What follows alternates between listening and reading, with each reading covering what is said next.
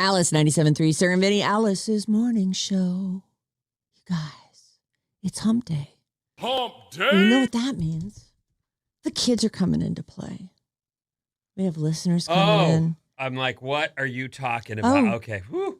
You were afraid that some kids would show up. Well, Yeah, there's no, I feel already, you. there's already a meeting and there's a commercial we're filming later today. Oh, it's going to be great. Yeah, I on. walked out while Bob was explaining I can't wait. But I don't want to spoil the fun. Don't It's worry, gonna be good. I gave you a small part. You're welcome. I was thinking, because I wore my Levi's for you, I could be the butt Oh, God, Oh, that's yes. going to be perfect. in the show. You're going to be a testimonial. Yeah. But that's all I'm saying about it. Okay. We're doing a Levi's commercial today, everyone. Not for Levi's, just for us. Well, I mean, we're pitching them. Mm. Maybe we'll get a budget and be able to, Bob will be able to do an actual commercial, This would be great. Would be great. You know how sometimes someone goes, Dr. Pepper, it's good and nice. Woo, woo, Ba-da-da. ba-da-da. And then they become viral and they get all kinds of money. Let's make that happen. That'd be great. Let's go viral and get a bunch of money from Levi's. And I would love to rep Levi's, and you know this. I know. Who among us is not wearing a bunch of Levi's? When I talk to my kids, I tell them, like, as you get older, you're going to think, I need to get this trend or that trend. And I'm here to tell you, like, with your budgeted money, you can always win with Levi's. Like, they don't go out of style. They last forever. They're staples. Yeah, it's an act. Like, if you can only afford one pair of pants, get a pair of 501s. Yep. You're good. Because you will have them for thereafter. And the entire time you own them, they'll just get more comfy and more broken. And anyway, it's not an actual ad for Levi's, so we should stop now. We should get them on board, though. Come on, It would be Levi's. great. Let's get on here. What's your problem, Levi's? Come on, Levi's. Shh. Listen to this. All right. Did you have the nicest day of all times yesterday? No, it was cold and windy at my house. I know. I saw your thing. It was fine. It was a nice enough day, but it was not the nicest day of all time by a long shot. It never made it to 70, and it was freaking so windy that I couldn't eat outside when it's windy out. My hair's in my mouth. I'm just like, ah. But it was a good day for gardening because I didn't break a sweat because it was so cold and windy. We live in different worlds. Yesterday, the coast of California was flexing hard. Where were you? I went down the coast from here, and along the way, I found one of the spots I surf. I stopped and took a look. It was sunny, warm, not a breath of wind. Oh, man. And Yeah, different world, The surf man. wasn't huge or great, but it was fun beautiful, enough. I right. went out and had a blast. So I get out of the water, and I've got this giant smile on my face. I can feel it. My face is just broken in half. I'm so happy. And I get to my car, and this guy next to me, John, what's up, John? Hey, John. He goes, hey, how you doing? It looks like you had some fun. Is it good out there? And I was like, oh, it's so fun. And I start chatting him up. And this guy, you know how you mentioned, retirement one too many times so far already? Yes, yeah. Okay. This guy has a daughter. Hello, Stanford women's water polo. Oh, Hello. yeah. Oh, hello. He goes, Tough ladies. he goes, we're chatting, and he goes, yeah, I'm up here. He's got one of those Sprinter vans. Oh, fun. And yeah. he's actually got it open, and it's clear he's, Living in there. yeah. And he goes, my daughter goes to school in Palo Alto. I go, okay, Stanford, got it. And he goes, yeah. And we talked about that a little bit. And he goes, she plays water polo. And he goes, my other daughter plays water polo at USC. Oh, fun. Wow. And he goes, and I live in Santa Barbara, and I drive up and down the coast. He goes, I'm retired. That's incredible. And I drive up and down the coast and surf the whole way and just meet up with my daughters. We do, whatever. What a life. And then I get back in my van. I drive down the coast and surf the whole way home. And then I go, and I was thinking, that's for me. That's a dream. That is the and he was beaming with pride over them. Like, Stanford, USC. Yeah. I'm sure full rides, too. They're on the water polo team. I don't or know at least about, partial rides. Yeah, I don't know about that. Although but this dude is retired with college-age kids, like, they don't need the full ride. Give that to someone who needs it. I don't know what his situation was, but he was He was a delight. And Johns are always a delight. Mm-hmm. Find me a John that you don't like. As I'm leaving, he goes, "What? You know one you don't like?" I just thought of one. Well, I'm not going to say who it is. Okay, don't say. Yeah, you don't know him. You should not say. John Hinckley? Yes, John Hinckley. Yeah. Yeah, well, he's a junior, see? He tried to, take out a president. Right. For Jodie Foster. Yeah. John Wilkes Booth? Oh, wow. Also I don't bad. think she knows either of the guys you've mentioned so far, What are you talking about? Oh, do I know them? That's not the John you were talking about. Not the is John what I I'm was talking about. No. That's not. There are some bad Johns. It turns, you know what? I retract my statement. Please evaluate each person you meet, no matter what their name is, based on their actions and attitudes and how you feel about them individually. There's no blanket. Johns are great. I take it back. I retract it. Okay. For the record, I realize when you're young, and I was young once, you don't think about this stuff. But that guy dialed his retirement perfectly. Like, yeah. I don't know what he did. I don't know. That sounds magic. But to be in a situation where he's got boards in the car, he's just driving up and down the coast, he's seeing his kids. Yep. Lives in Santa Barbara when he's not on the road. Happy and proud of them. Pretty good there. Yeah. Ugh. Pretty great. I was just like, Jesus, that's what you got to do. Kids, set your life up early. Figure out what you want and work every day toward it. Because that is the move. Yeah. Retirement in your Sprinter van with surfboards and your kids thriving. Ask AI about it. How do I make that happen, AI? Maybe AI will give you some investing advice. AI is going to say probably something like, I'm putting an end to that for you. Yes. I'll take you. I'm so sorry, but jobs. I'll be having all the jobs now. Oh, that's so, in the olden days that might have been attainable, but not now. So have a great day. Bye. I work for free. And I can do all the jobs. I'm AI. How you doing? Anyway, whatever. It was really cool to see the guy, and we had a nice chat. And that does sound idyllic. It's just one of those. I'm driving away, and I'm like, me and that guy would be friends if he didn't live in a van. If he lived here. Live in a van down by the ocean. Right. But I move it up and down to all the best places. It's less sad than the guy who lives in the van down by the river. By the way, it's also middle August already. I know. If you're feeling that, I'm feeling it. I'm feeling middle that. August. Oof. August 12th. Yeah. 2026. I really feel like it's hard to believe. I always thought, the year 2000, that'll never get here. I'll be in my 30s by the time that happens. Like that's never coming. It's about to be 2030. Like, how is that possible? I know. That's what I'm saying. Middle August already. This month's blinked by. Yeah. This summer has blinked by. Mm-hmm. I love summer. I don't want this summer to blink by. I like summer too. I've often thought about, how I Still don't a like month of summer, it. but the truth is I don't like it hot at night when I try to sleep, but all the rest of the time, I'm pretty happy. Yeah. It's pretty nice. Well, it's tough with our hours because it's light so late. That's to me, that's the one drawback. Mm-hmm. But I do love summer. But I also love fall. But no rush or anything. A little bit of a rush, but not like a huge rush. I've started to see a lot of fall Halloween content, and I'm like, no, let's resist. Let's wait until the proper times. I saw middle a September. bunch of Christmas stuff yesterday. That's so Where? disgusting. Bummed me out. Well, at Home Depot, there was some stuff out. Wow. But I mostly look at computers, and I'm seeing order early for, Oh, okay. get your Christmas stuff. And then there's some lady decorating a tree. I'm like, what? Like, even you can agree that's a little too early, right? I know you love Christmas all the live long I day. do agree. Listen, I joke with you because it gets under your skin, and that's what we do here. But the truth is that why? Yeah. How dare you? No, come on, don't be a now dumb. I know. You know exactly what we do to each other all day, every day. The truth is, for many years before I had kids, I thought the whole thing was overblown. Yes. Like way overblown. Like, can we just live our lives and not always have holidays taking over an entire month, if not 3 to 6 months? It's a whole season. It's the holiday season. So, I mean, I was a bachelor guy. I definitely lived that for longer than I've been Yeah. living this, which Yeah. is excitement for the holidays. But now you have it. I do have it. Yeah.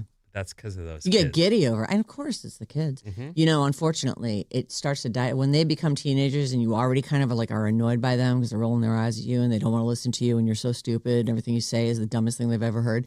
Then they also start to not care about Christmas because they don't want toys anymore. It isn't magic anymore. And it's like they get I get it. clothes Mhm. and it just becomes this sort of like lump of unhappiness. That is very expensive, by the way. I'm okay when it gets back to normal, but it is still magical at my house. that's So good. for the years that it is, I'm going to enjoy it. And I have been. Yeah. Which there won't be any regret. Like, boy, I wish I would have, Given a little more of myself. dived in a little Right, deeper. yes. No, I'm all the way in. Right. All the way up to my head. Well, and you still have I guess you'll be 8 in 6 days. I Yep. cannot believe your youngest is going to be 8. I don't know how I'm going to get her in here. I got to get her in here before summer's over. Yeah. They're in the Russian River right now. Oh, for the whole week? Mm-hmm. Oh, my. When did they leave? Sunday. They left on Sunday. Mm-hmm. You've been alone all week. No, the missus left them with family. Oh. She took them up. dropped them off and drove back. And it's so funny because Oh, my God. I'm a big fan of them getting to be independent, and I really want them to Are they on the phone with her 50 times a day? be able to fun with both of us. But I want them to be able to function. But there are things about growing up that I didn't like, and one of them was the forced family stuff. Mm-hmm. Because there were things that I didn't really know. I wasn't close to them. Right. So to be with them and have my grandma go, well, how are your grades? Is that what we're going to talk about? Right. My grades? Right. My grades are fine, Grandma. Well, how are your grades? Well, I completed my grades many years ago, and now I sit here and talk to you. Were you about close things. to your family, Maddie?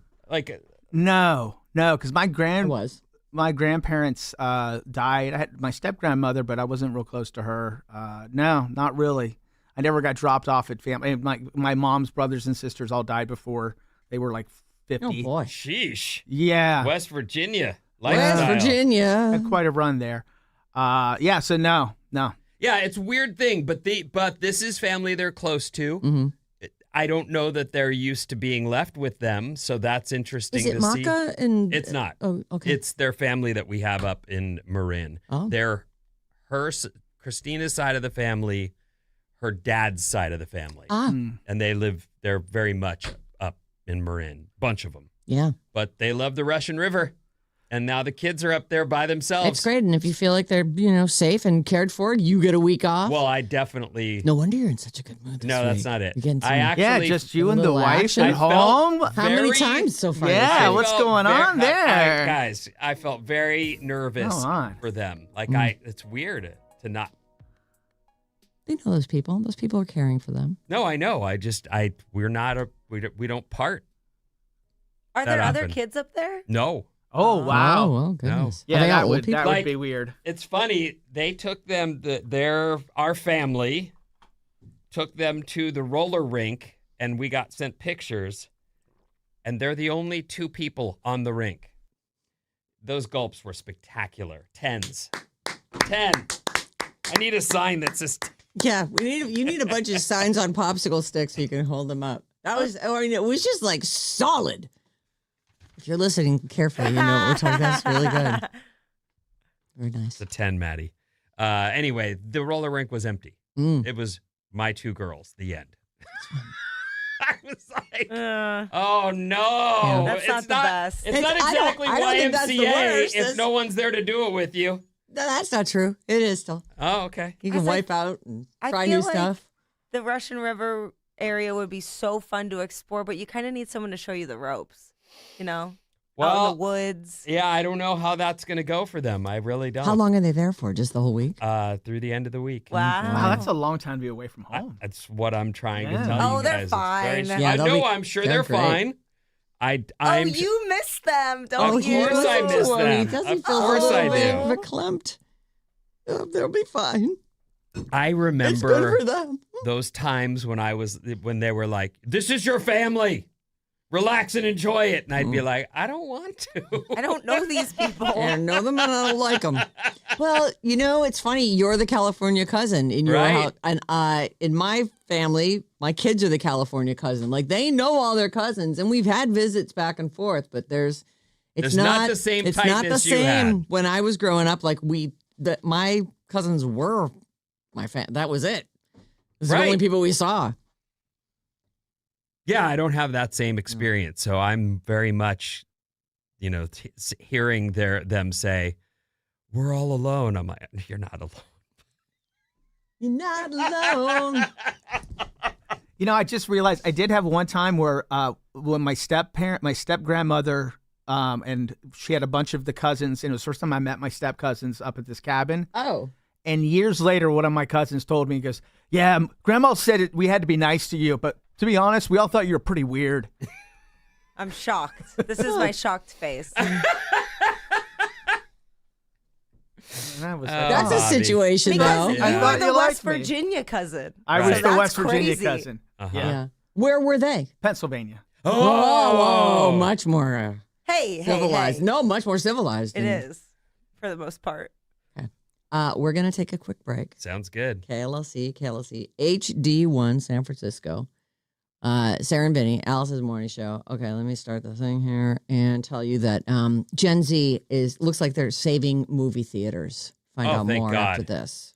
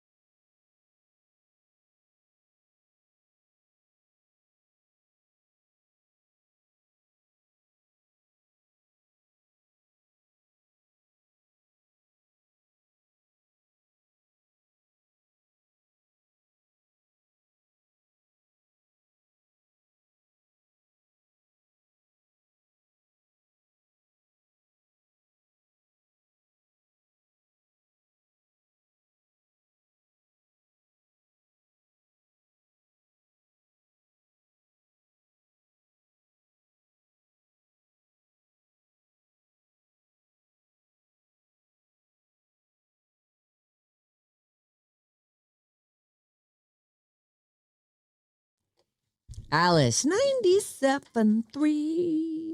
Hi, it's Hump Day, and later we'll be playing Bridge the Gap, which we're all very excited about. Right now, though, we're just going to squeeze in as much trash as we can. Creative Energy, bringing it to you. Celebrate 50 years of warmth and wellness with Creative Energy. Imagining just sitting in my hot tub right now. Explore hot spring spas, saunas, cold plunges at one of their Bay Area showrooms. Visit creativeenergy.com. We have a phone number.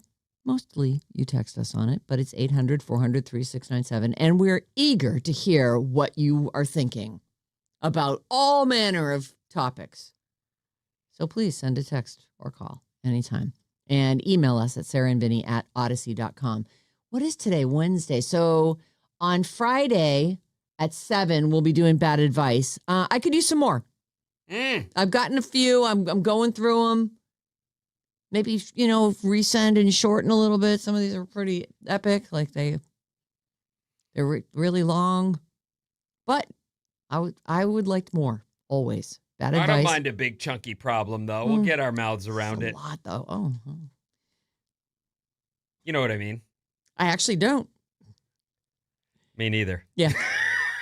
Anyway, we'll find out all about that on Friday at 7 a.m. badadvice973@gmail.com.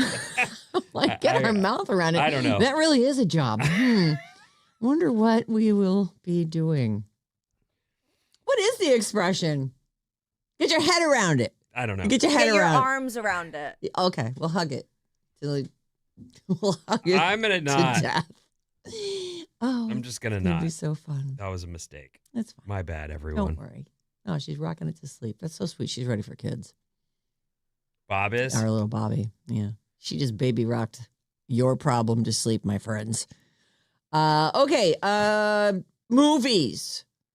Gen Z is going to save them for us, which is great. I love the way Gen Z is getting active in the world that they have in front of them. I love it. I love their changing, having kids. I don't need a husband or a wife. I'm just going to find a bro and just find a friend and do it together. This. Yeah. I like it. Yeah. I really do. I think the push to marriage and this drive that you've got because you've been told this is what has to happen is what has destroyed relationships in general. And all the people sitting out there going, is he the one? Well, that's not how you find the one. Relax, hang out, have some fun with somebody. There's probably more than one. And see if you guys groove. This isn't a romance novel, even though you're holding him out because for that. of his eyebrows. Like, there's so much more to a person. Those, I mean, so much more. So much more. Agreed. Mm-hmm. Yeah. I think that we were talking about this a little bit yesterday, so we're reiterating a little, but I feel like because of the way the world is going and how difficult it is to get into the real estate market or even just to find a place to rent, like all these problems that the next generations are up against, I feel like you call them a mommune. I think communal living will become way more common. People will have to share space, have to share parenting and daycare responsibilities, have to, it will be more than a roommate situation. It'll be a village situation. In areas like this, I believe absolutely it's a necessity. But I also think, and Bob wouldn't know this, but every parent has friends of the other kids that their kids are friends with, and they just automatically start sharing stuff. Mm-hmm. I'll pick them up. You'll drop them off. Oh, you need me to?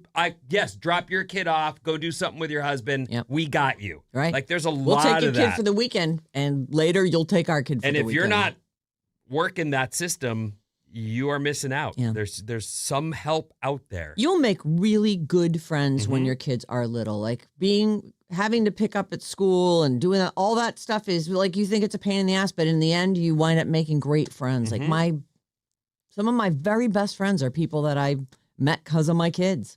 It's nice.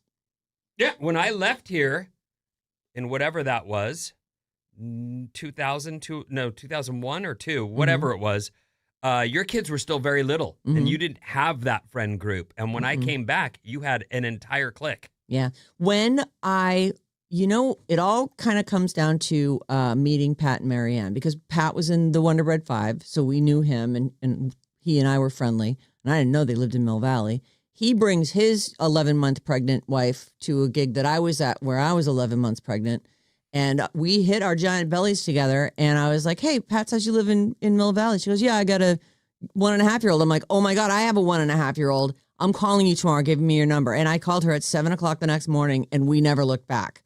And you're best friends. And we're best friends. Like that is, it's not going to be magic like that for everyone. That was our meet cute, though.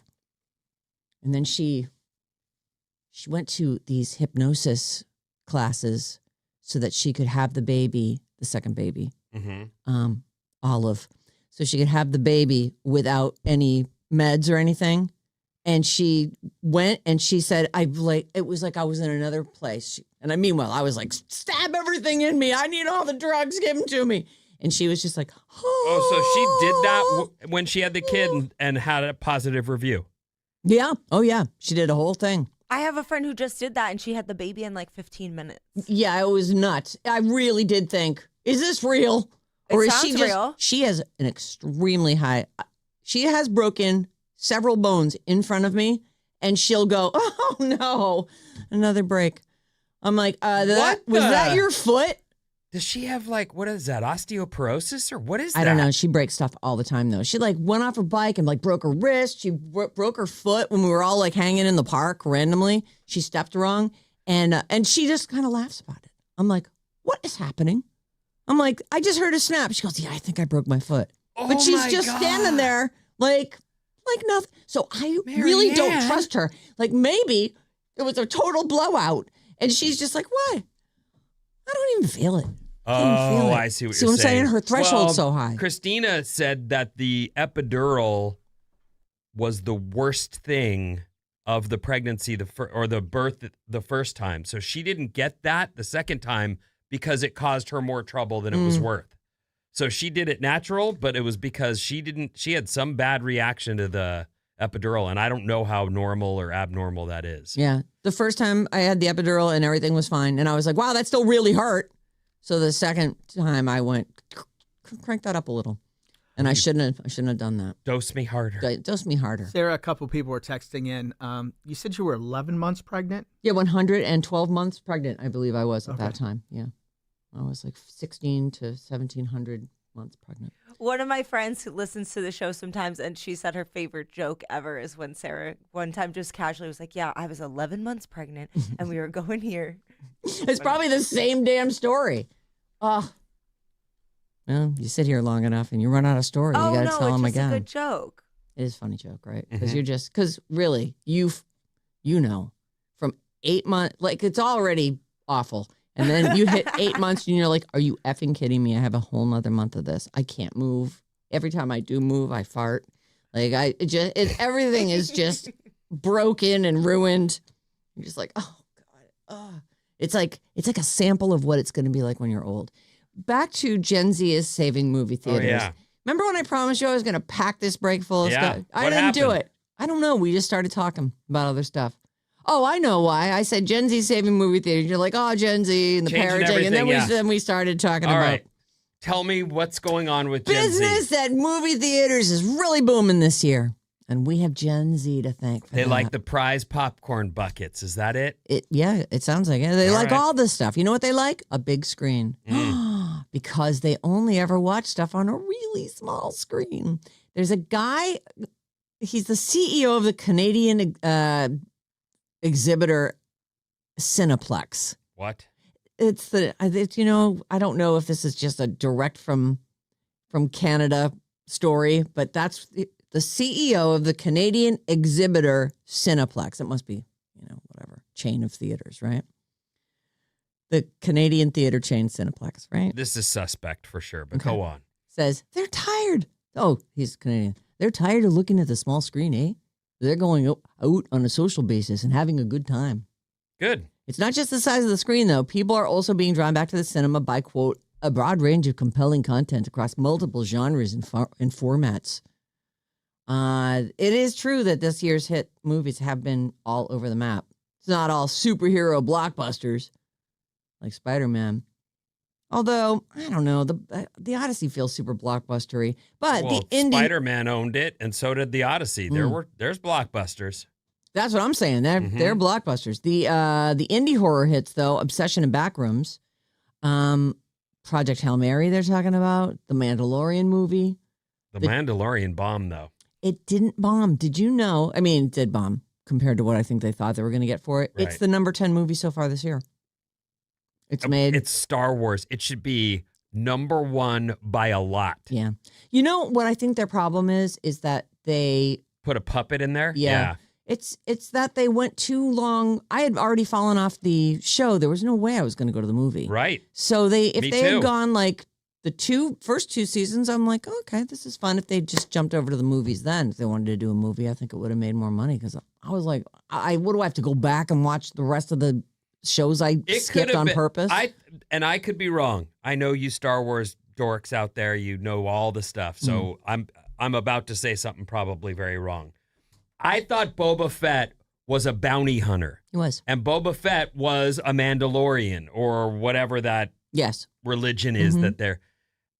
It could have been an intergalactic bounty hunter chasing on his adventures. Right, incredible. How could you not want to watch that? And then they get a puppet in there, and suddenly that's the show. Yeah. Well, it's for kids. It's a buddy comedy. Well, it's for kids now. It was for kids in the first episode. I don't know. Because I watched only the first couple episodes. I said, "Oh, this is for kids. This isn't for me."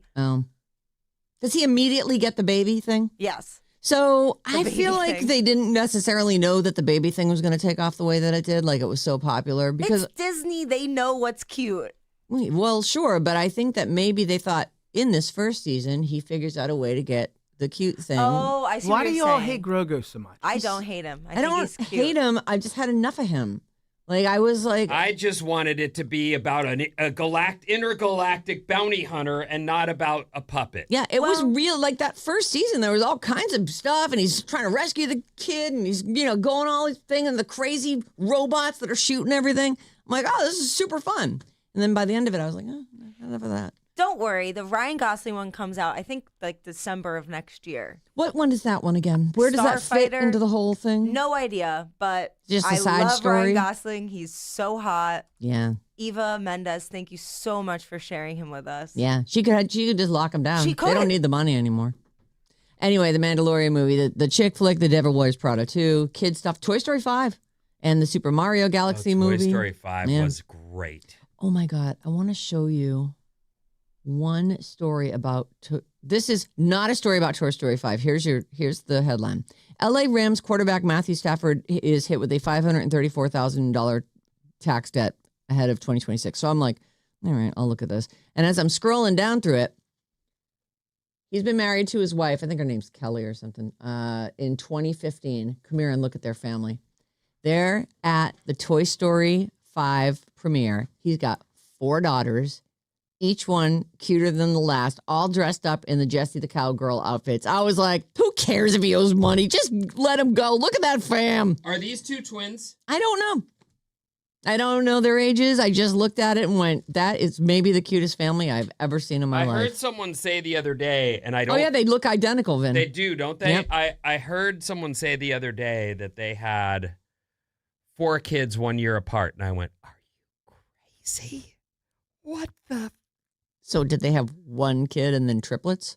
No. Each year for 4 years, they made a new kid. They did what you did. Oh, but it's faster. Just popped them out 4 in a row. And you're talking about what happened to your body. Oh, That yeah. poor No, it's a lady. ruin. It's a disaster. Maybe like where your body's like already sort of ruined, and then you just like before it can heal itself, you're just like, just do it again, another one. Let's make it happen. Oh, 4 in a row. And then you You'd just think- sort of recover once. You'd think a mom at some point would say, I'm putting a stop to this. We're taking a break. I realize we discussed the family planning, but I'm the family, baby maker. Yeah, I'm the maker. I'm the machine. All right, Vinny, what's coming up in the news? That was a fun break. That went nowhere. The dining manager, your bath towel, and more after these.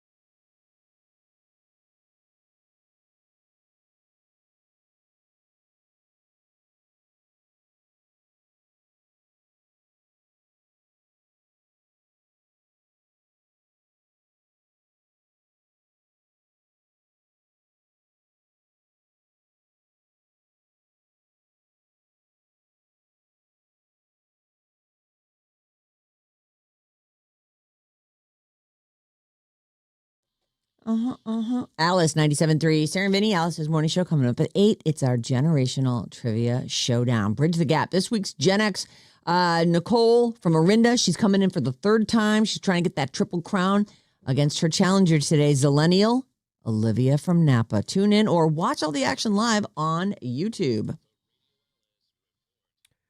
What's up, everyone? This Alice Report is brought to you by Bob's Movie Club.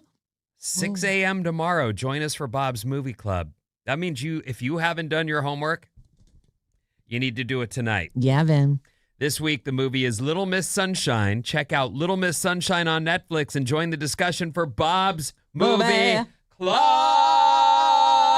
We've gotten so many texts of people who have already watched it and they're like, I love it. Amazing pick. I can't wait to talk about it tomorrow. Vinny, you're going to love it. I'm sure I will. I watched it last night. Oh, and? Yeah. It's good. Oh, he doesn't like it. It's okay. Save it for tomorrow. It's We've good. all said too much already, right? So let's Just wait said till it. tomorrow morning. It's good. Yeah.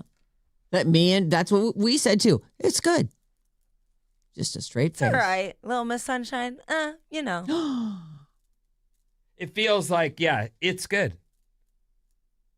Like, I didn't want to hurt myself afterward. Yeah, like, It's good. It's fine. it's good. Oh, I can't wait to talk about it. It's whatever. It's whatever. All right, we'll see. I'll watch it today. I You have to. Yeah, I don't have a choice. Boy, busy work day Mm. with meetings and then, oh boy. Yes. Good morning, everyone, and thank you so much for being here. Hello. I see some blue skies overhead in downtown San Francisco, Oh, but I nice. also see clouds, and we have a chance for clouds today. It's looking like it's 100%, Vin. Yeah. And high in the low 80s. I was very surprised to hear it wasn't like picture perfect at your house. Yeah, I couldn't believe it. I thought you were saying that the high was going to be 90. I'm like, oh, that's going to be a great day. It was like really windy, and I don't think we hit 70. Picture perfect Crazy. on the beach yesterday. Yesterday, Of course, it's though. all micro and it all climates yes, it and- all changes overnight. So don't expect that again today. Right. But boy, was it yesterday. It was just whew. Okay. I'm glad you had a massively exciting day and made a new friend. I did, and it was nice. 49ers at home tomorrow night versus the Titans. That's right. The NFL is back, everyone! It's good times. Yeah, it is. Yes, it is. Very good times. All right. The dining manager. This is The dining possibly the most important person in your household. manager. Yeah. In your house, it's John. Okay, yeah. So it's the person who's in charge of making sure that the food is available to the people who are so Over hungry. 80% of families have a dining manager who handles meal plans, shopping, and cooking. They spend 2 hours on food-related tasks every day, including cleanup. Mm.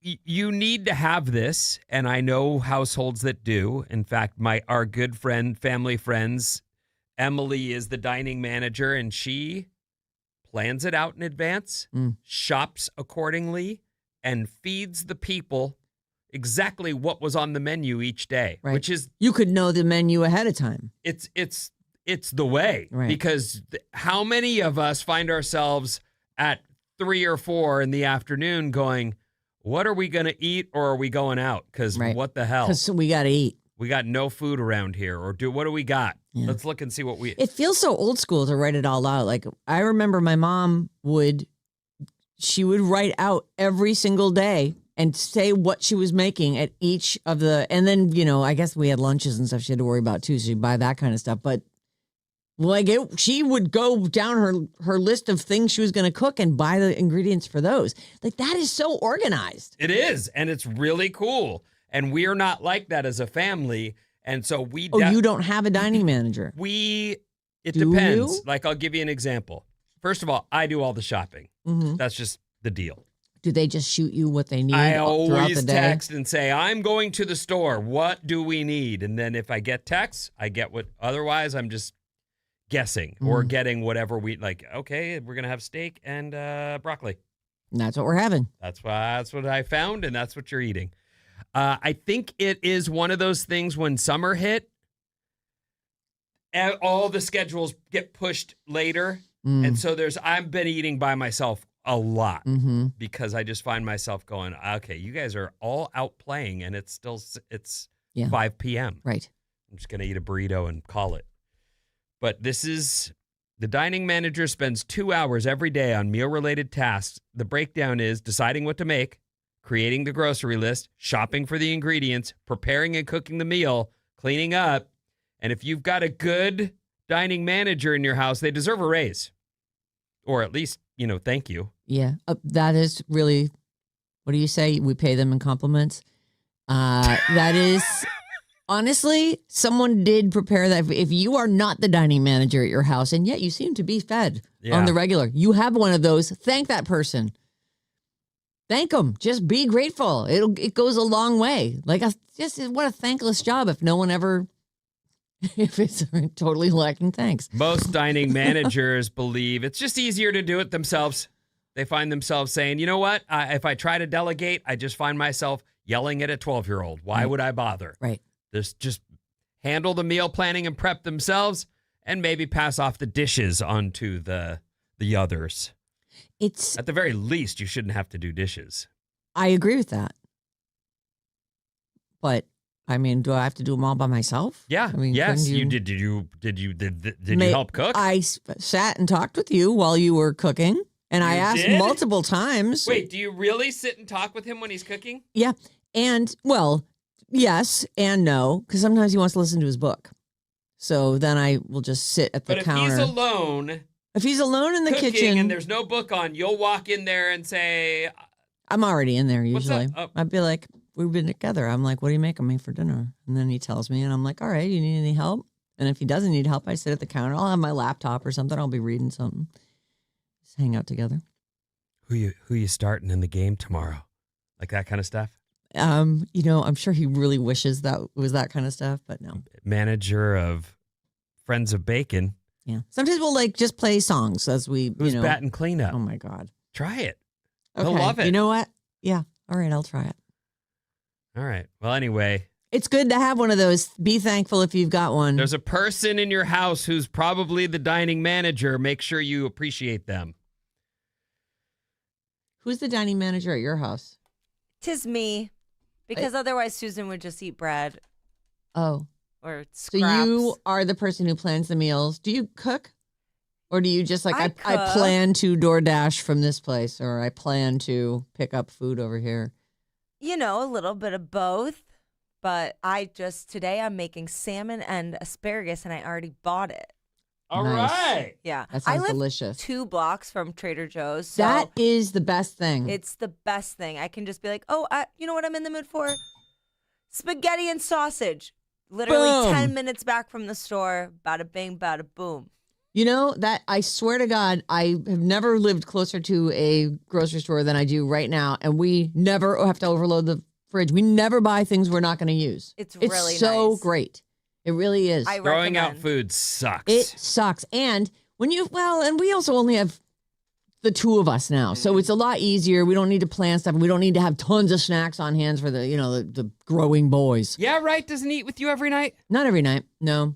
But a lot of times, because his schedule's all screwed up. So a lot of times we'll just pack him a lunch for midnight when he's going to be eating. That's when he's making his music. Yeah. And sometimes when I'm up at 3 a.m, I can hear him singing out there. I'm like, oh my God.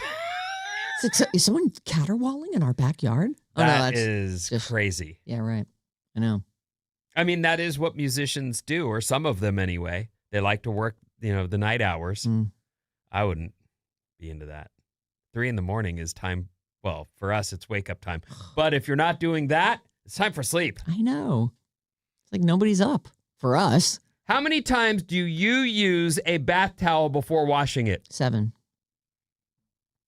That's a good answer. I hang it up and it dries completely and it doesn't smell. If you drop it on the floor, it smells an hour later and you have to wash it. Right. Over 24,000 Americans were asked, and the number one answer was 2 or 3 times. The second most popular answer, with 20% of the vote, was washing it after 4 or 5 uses. I usually do that. I'll use the same towel all week. Mhm. And then I don't know what happens after that. Yeah. I guess I get another one. I'm not sure. 10% of people won't wash their towel until 5 or 6 uses. 10% won't throw it in the washer until 7 or more times. If you're not using, I understand why you might think that it's dirty, but if you dry it, like Sarah just said, it won't smell, and you'll be able to. It doesn't smell at all. It's great. You get 7 uses out of it. And it keeps your laundry loads down, But man. it is so bulky to wash towels. If we have a beach weekend, which we live near, so we do that quite often, but we'll go through 8 towels. Mm-hmm. And there's just a pile of sandy crap there. Right. Ah. Got to shake them all out, and then, just bulky. Although that's a fun load to fold when it comes out of the washing machine because it's so easy. Fun? Yeah. I mean, is extreme. From pleasant and enjoyable to, oh my God, what a slog. And every sock is missing its pair, the pain in the ass things, hard things, or things that need to be hung up. Towels, I like it. And I like cleaning the lint filter. Just pull out the big fluffy. It's like a little hand towel made out of the towels that you just washed. Do you think that stuff that poofs into the air is getting into your lungs when you clean the lint screen? What stuff poofs into the air? You mean just by handling it? There's a little bit of... When you open that thing. Yeah. Like for me, it's a close. It closes, and then I open it, and the stuff's inside. Okay? Okay. And then when I go to scrape it across, we have a window right there, and the sun comes through, and you can see that stuff floating in the air. Mm-hmm. You're breathing it. Mm-hmm. You don't think that's bad for you? I'm not saying have never thought twice about it, and I use the dryer sheet. Yeah. I never touch the lint with my own hand, and it pulls up. It's easy. It's like it doesn't shoot it into the air. Uh-huh. It doesn't seem like it. And then I use the dryer sheet to clean it off the top, so maybe it controls it somewhat. Oh, all right. I don't know. Why are you like paranoid about it? Is I'm that not a thing? paranoid, but it's a thing, and I have a story about it that I can do later. I can't get to it now. They do say that a lot of our clothes are made of plastic now, and so this is that okay? That's the story. It's a story, but it's not this story. Okay. But it is a thing that Back to this story. you pull that off, and if you look into the air, it's just Yeah, but your whole house is filled with dust. There's so much particulate in the air. 13% of people wash their towel after every use. We can't stop you. No. But you are. But you don't need to. You're doing hang more it up. work. Yeah.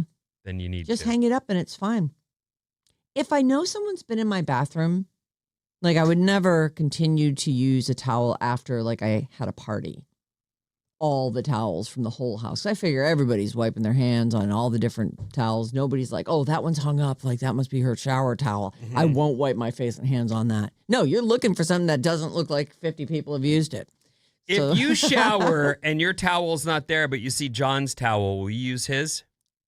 I would just use his Mm-hmm. and then I'd just go grab another towel and hang it back up. But I can't imagine a scenario where that would happen. If you dropped your toothbrush in the toilet and didn't have one, would you use John's?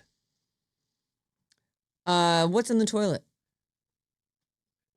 Is it freshly flushed? Yeah. So it's all set? It's a clean toilet? I don't know what you mean by all set, but It's a clean toilet. Yeah. So it has clean water in it? Uh-huh.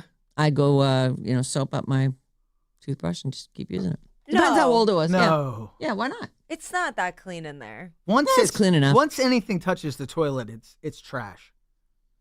Are you sure? How often do you clean your toilet? Once a week. Oh, I need to up that, I guess. Well, there's only But two of you them, know and that there's two of after you flush, clean water comes into the toilet. Yeah, but there was dirty stuff in there before. Yeah, there's cockapoo in there. Yeah. Well, it's not like there's any streaks that I'm like. I mean, if there is, I'm not so gonna. you're saying as long as there's no visible streaks, it's clean. Well, listen, I would like to back this up. I've never dropped my I'm toothbrush still just, in the toilet. I would make a decision based on what was happening, whether or not I had another toothbrush. I really don't want to use anybody else's toothbrush, but yes, John's would be an option if I didn't have. If that one seemed like and I didn't have a fresh one, then yes, I would use his toothbrush. She would But it always would- also have a fresh one, though, too. I I bet would. she's stockpiled. Oh yeah, I got Stockboy lives at my house. Oh. But as barring it sitting on a skid mark, you're using it. Well, Wow. That is, if there is no other option and it's not on a skid mark and I can soap that up, I don't, Okay. I mean, All right, hey, I know I'm it's just not going to kill curious. me. I don't know. What do I know? I'm using her toothbrush. I am know, not you're- pulling a toothbrush I out of know. the toilet ever. 510, OMG, Sarah, gross. Throw that toothbrush away. Yeah. Come on. Listen, I would like to clarify. I've literally never faced this Well, we don't know. situation. I'm assuring you. You have a bad memory. That's Except true. when you You know need what? it. You And got then a it point. works fine. Sometimes when I need it, it's there for me. For purposes of blackmail, her memory is incredible. I know, really. Otherwise, I don't know that. What happened? When? Where? Who? I don't know. Well, I've been farming that perception for years. I know you have. Just so that Yep. I can't be counted on for 800 testimony. 400 3697. And Maddie is on the show. 707, Maddie and toothbrushes. If the guy from West Virginia says to replace it, do it. Yeah. I'll take all of this into consideration in the highly unlikely chance that I'm ever facing this situation. I would I would have borrow. to throw from where I brush my teeth, I'd have to throw my toothbrush into another I room. would borrow a goat's toothbrush. Oh my God, no, you before wouldn't. I would pull one out of the toilet. They pretend Dave. Yeah. Oh God, you got to read those Dungeon Crawler Carl books. They're so fun. You know, it was so funny. I had a meeting with somebody in my building. She's starting a podcast and stuff, and I'm like, I'll come over and help you out. Oh, Maddie. And What's it going to be about? creativity. It's for working creatives, you know, because she used to be an agent for creatives, and now she's doing Okay. this thing. Does she know you're a highly paid consultant and that this should be, $1 million. You know how many times I want to tell people this is what I get paid to do, and Right. they just ask me, and I do it anyway. you no compensation whatsoever? No. She should at least have you over for dinner. Yeah. Oh no, she's a numerologist. She's going to do my numbers. Oh, that great. is Oh, not totally worth it. payment Oh, man, at that all. was That is- wonderful. what are you talking Oh. about? Yeah, get that You know what? done in I'll do exchange. your numbers. What Oh, are you she should do a talking about? podcast about that. People love that. Oh. Jesus. But we're sitting there, and she was talking about audiobooks, and I'm like, you know what you need to do. Oh, and you know and what I, you do. should and I do. said Dungeon Crawler, and she's like, stops me right there, walks over. She has about 7 books that she has out. Right there's Dungeon Crawler, Carl. I'm like, this book is, and she had listened to it though, and I was like, oh, you got to listen to it. Yeah, listening is the way because it's so funny. The delivery is so funny. 415, Sarah's new nickname, Yuck Mouth. So nasty. Okay, Toss that back toothbrush. to it has never happened. I've never faced that situation. And I'm never telling you guys if I ever do. I mean, Jesus, yeah. is there a right answer? That was a misstep on your part. It was just to like play out the hypothetical. I'm like, well, let me ask some questions. I think what happened is it's so every step of the way is so inconceivable to you. The fact that you would drop your toothbrush, that you wouldn't have another one, that your toilet wouldn't be pristine. It's just not possible. Right. And how do your you get life it is out so of the good. toilet? You reach your hand in there. But if it's a dirty toilet, all bets are off. I mean, it's clearly, I know I can't flush that thing, but I guess I have to go get kitchen tongs. Those get thrown away, right? I don't. Or they go through the dishwasher. This is just Go through getting the worse and dishwasher. worse. Like, I mean, was it your toilet or did someone else make the I'm toilet? hoping it's my And toilet. Is that a difference? Yes. Oh, you're okay with your toilet. Well, I mean, Oh, I don't even poop, so No girls do. fine, obviously. Not that I know of. Nikki in Austin. Yes. Happy first day of school to me. LOL. I just got home after dropping my 4 kiddos off, getting ready to have a mimosa with my favorite breakfast and hang all day alone with my Oh, doggy. that And of sounds course, fun. blasting Alice. Wow. That's Nikki. I drink in alone. Austin. well, listen. I was just thinking that what a miracle that there's people on this planet who can have a morning drink and be done. Right. I'm just going to have a mimosa with my dog, and then I'm going to start I cleaning had the the house. one, and then I just Just went moved about on my with my day. day. Little treat. What the? Yeah. Good for Okay. them. Mm. We have 2 Nickies that text in a lot. This one's the Oh. Nikki from Atlanta. Oh, Atlanta, Nikki from Austin and Nikki from Atlanta. They All spell right. their name the same way with 2 Ks. I have a plan. I have to plan for the week, talking about food prep, because I have celiac and ADHD. I plan the menu, make the list, shop for the week on Saturday. Sundays are for cooking and meal prep for the rest of the week. Ah, Smart. That is good, Meal yeah. prep is Meal the prep is big. way to stay on target. Yep. weight-wise and other. You can do a lot in like just dedicate a couple hours to it, get a lot of stuff done. I was so good at that when I was married. I mean, I even meal prepped for when I traveled for her, so she'd have food, because if not, she'd eat out of a can. Yeah, John does that. It's great. I literally had called her when I'd been gone before and said, "What are you eating?" She's like, "Chili." I'm like, "You're eating out of a can, aren't you?" Yeah. Oh, Okay, so that's good that you had chili in the house, so that's good. yeah. One from the 707. I told my dogs they need to appreciate me more as their dining manager. They don't seem impressed. Yeah, but they do love you. They don't love you any more than that moment before the food hits the ground. Oh, you're the best. Oh, what are you gonna? Can I? Is it okay? Fred hops on all four of his feet. And does he? Oh, yeah. But do he's you make good. your dog sit before you let them Yeah. at it? I love that. Yeah, mine. Calm down. Sit. He sits and just looks. Like, Go ahead. Say the word. Say it. Okay. Okay. Done. I like those inserts they put into the dog bowls that like slow them down a little bit. That's good. It's like it makes them work for it. They get to enjoy mine it a has little puzzle. longer. He has to have a puzzle bowl. Yeah, like a puzzle bowl. Is that it? Yeah. 707. What was Sarah doing over the toilet to drop her toothbrush? It did not. Okay, we're going to take a quick break. When we come back, listen, you guys, this is crazy. We got trouble in Taylor and Travis Paradise.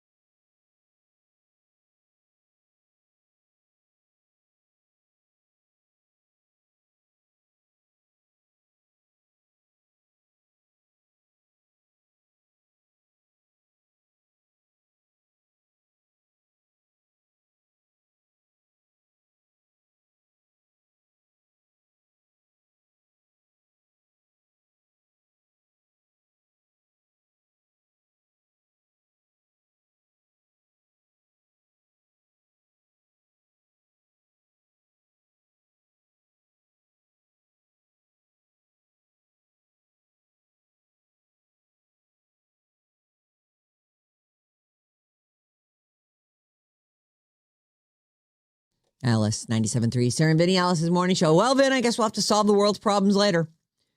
Because right now, we've got tickets for Bay FC. No, we don't. We have them in an hour. Oops. Sorry, we really were in the midst of a very deep conversation. 1 hour from now, 8 o'clock, right before we play Bridge the Gap, we're going to give you a question about something you might have learned during the summer of soccer. It's the one we're in right now. Remember it? It's just a couple weeks ago. If you're the first caller to answer the question correctly, you will win tickets to see women's professional soccer, Bay FC versus the Houston Dash on August 23rd at PayPal Park in San Jose. It's all courtesy of Bay FC. We live to support them. And 1 hour from now, actually, so we'll do it basically right at 8. We're going to do it a hair early because we've got our big game coming up. Bridge the Gap. You can call or text us 800-400-3697 and email us any old time at sarahandvinny@odyssey.com. Okay, the trouble in paradise. Well, there's a few things. I'm going to start in one place and we're going to jump off and do a couple other things, which is come with me, won't you? Little journey. Taylor Swift and Travis Kelce, they've been married for just a hair over a month. I mean, I guess maybe we're pushing 5 weeks. And there's already trouble in paradise. This feels like clickbait. It is clickbait. Their pets don't get along. He just got that. What's that dog? Samoyed? Is that how you say it? Samoyed dog? Fluffy guy. Samoyed? I don't know. Oh, yeah. But that's how it's spelled, like that. Which is like a big fluffy. It looks like a chow dog, doesn't it? Yeah. But this one is white. I don't know if there's a difference. Anyway, he's got a big old dog, and although no one knows its name, we all know the names of Taylor's cats. Now they're living together.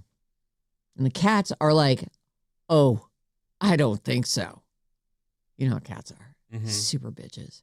So she's got 3 cats, Olivia Benson, Meredith Grey, and Benjamin Button. And Travis has this white dog. Who's, I don't know the name. The cats and the dog have been feuding since they moved in together. That's how that goes. Yeah. It's only a No month. one's trying to eat anybody else. They'll figure it out. Right. I think they'll get used to it. They will. And in the end, I actually think they'll probably have fun. Like, we always had dogs and cats growing up, and they were all fine together. We had one cat loved the dog so much, so as soon as he would lay down, she'd run over him, get on top of him. Yeah, I think they work it out. Did Willa work it out with Leo? Willa really only cared about me and would just Very you-focused. Watch me, stare at me, follow me. Yeah. There wasn't a real issue. She certainly wasn't trying to, get that cat. Oh, that's good. But there are times, and I've seen videos like this as well, where Willow would just put her face at the cat, and the cat would go, whap, and swat her right in the face. And I'd be like, oh, yeesh, that's a mean cat. Well, but they do that. They will swat things that they're not into, and she clearly wasn't into Willa's nose being too close to her face. Right. So while they may not become the best of friends, they didn't brawl. They find a way to coexist. Yeah. A source is saying, surprise, the cats aren't excited about the dog disrupting their peaceful routines. I mean, we're talking about rich cats. These cats are like luxury cats. And now they get some dumb dog jumping around them. They're like, we only eat, the freshest cuts of meat. We wear diamonds if we want.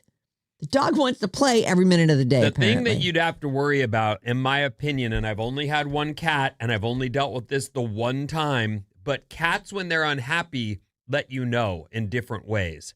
One of the ways is they whiz on stuff. They whiz anywhere they want, even though they know they're not supposed to. And they look right at you, like, oh, I'm going to get you. And so that was one of when I met the cat that later, as I was dating Christina, and I met the cat, and I was like, cats are cool. I'm allergic, but I'm not mad at cats.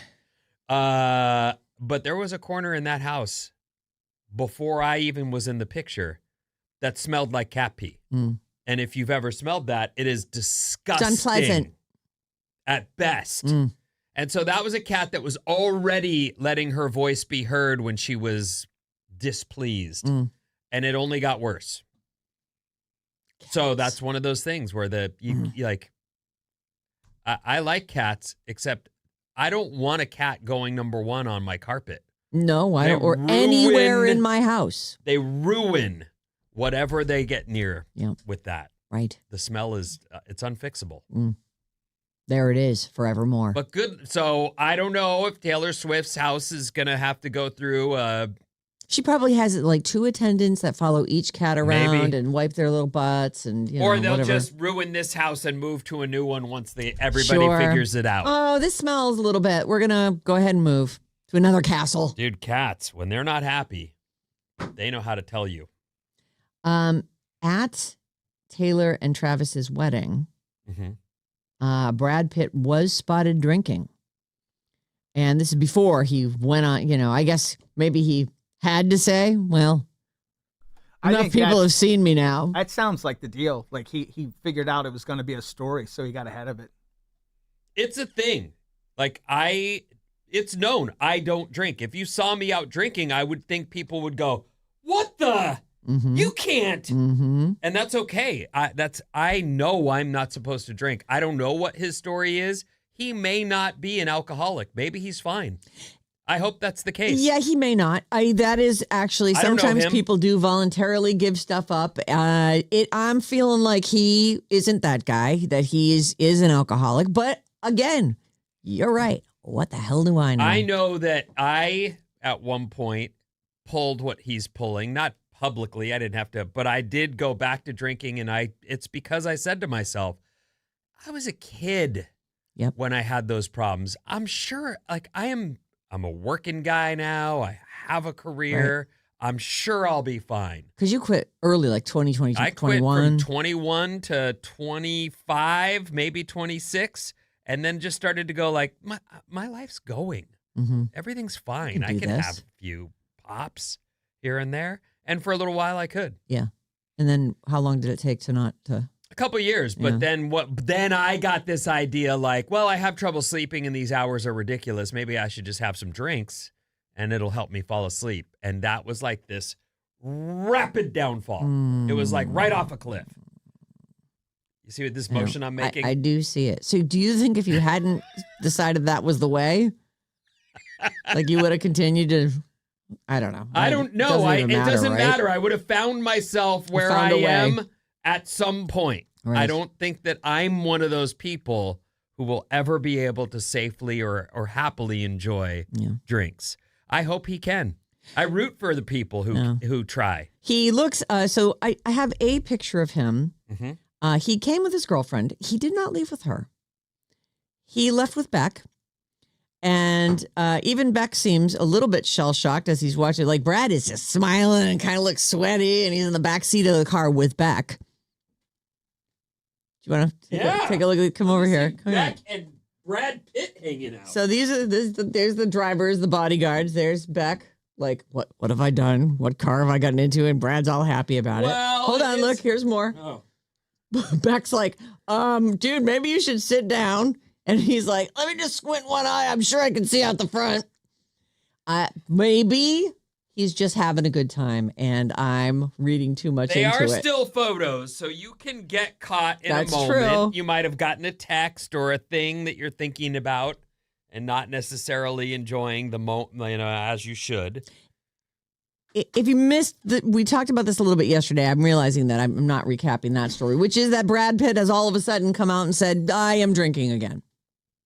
It's fine. I've got it under control. He did an interview with Esquire magazine, and they must have asked him about it because clearly people saw him. It's like you said, people would be like, oh, Vinny's drinking. Well, we know he doesn't do that. One of the things that people will talk about in rehabs and self-help groups is how bad do you want your bottom to be?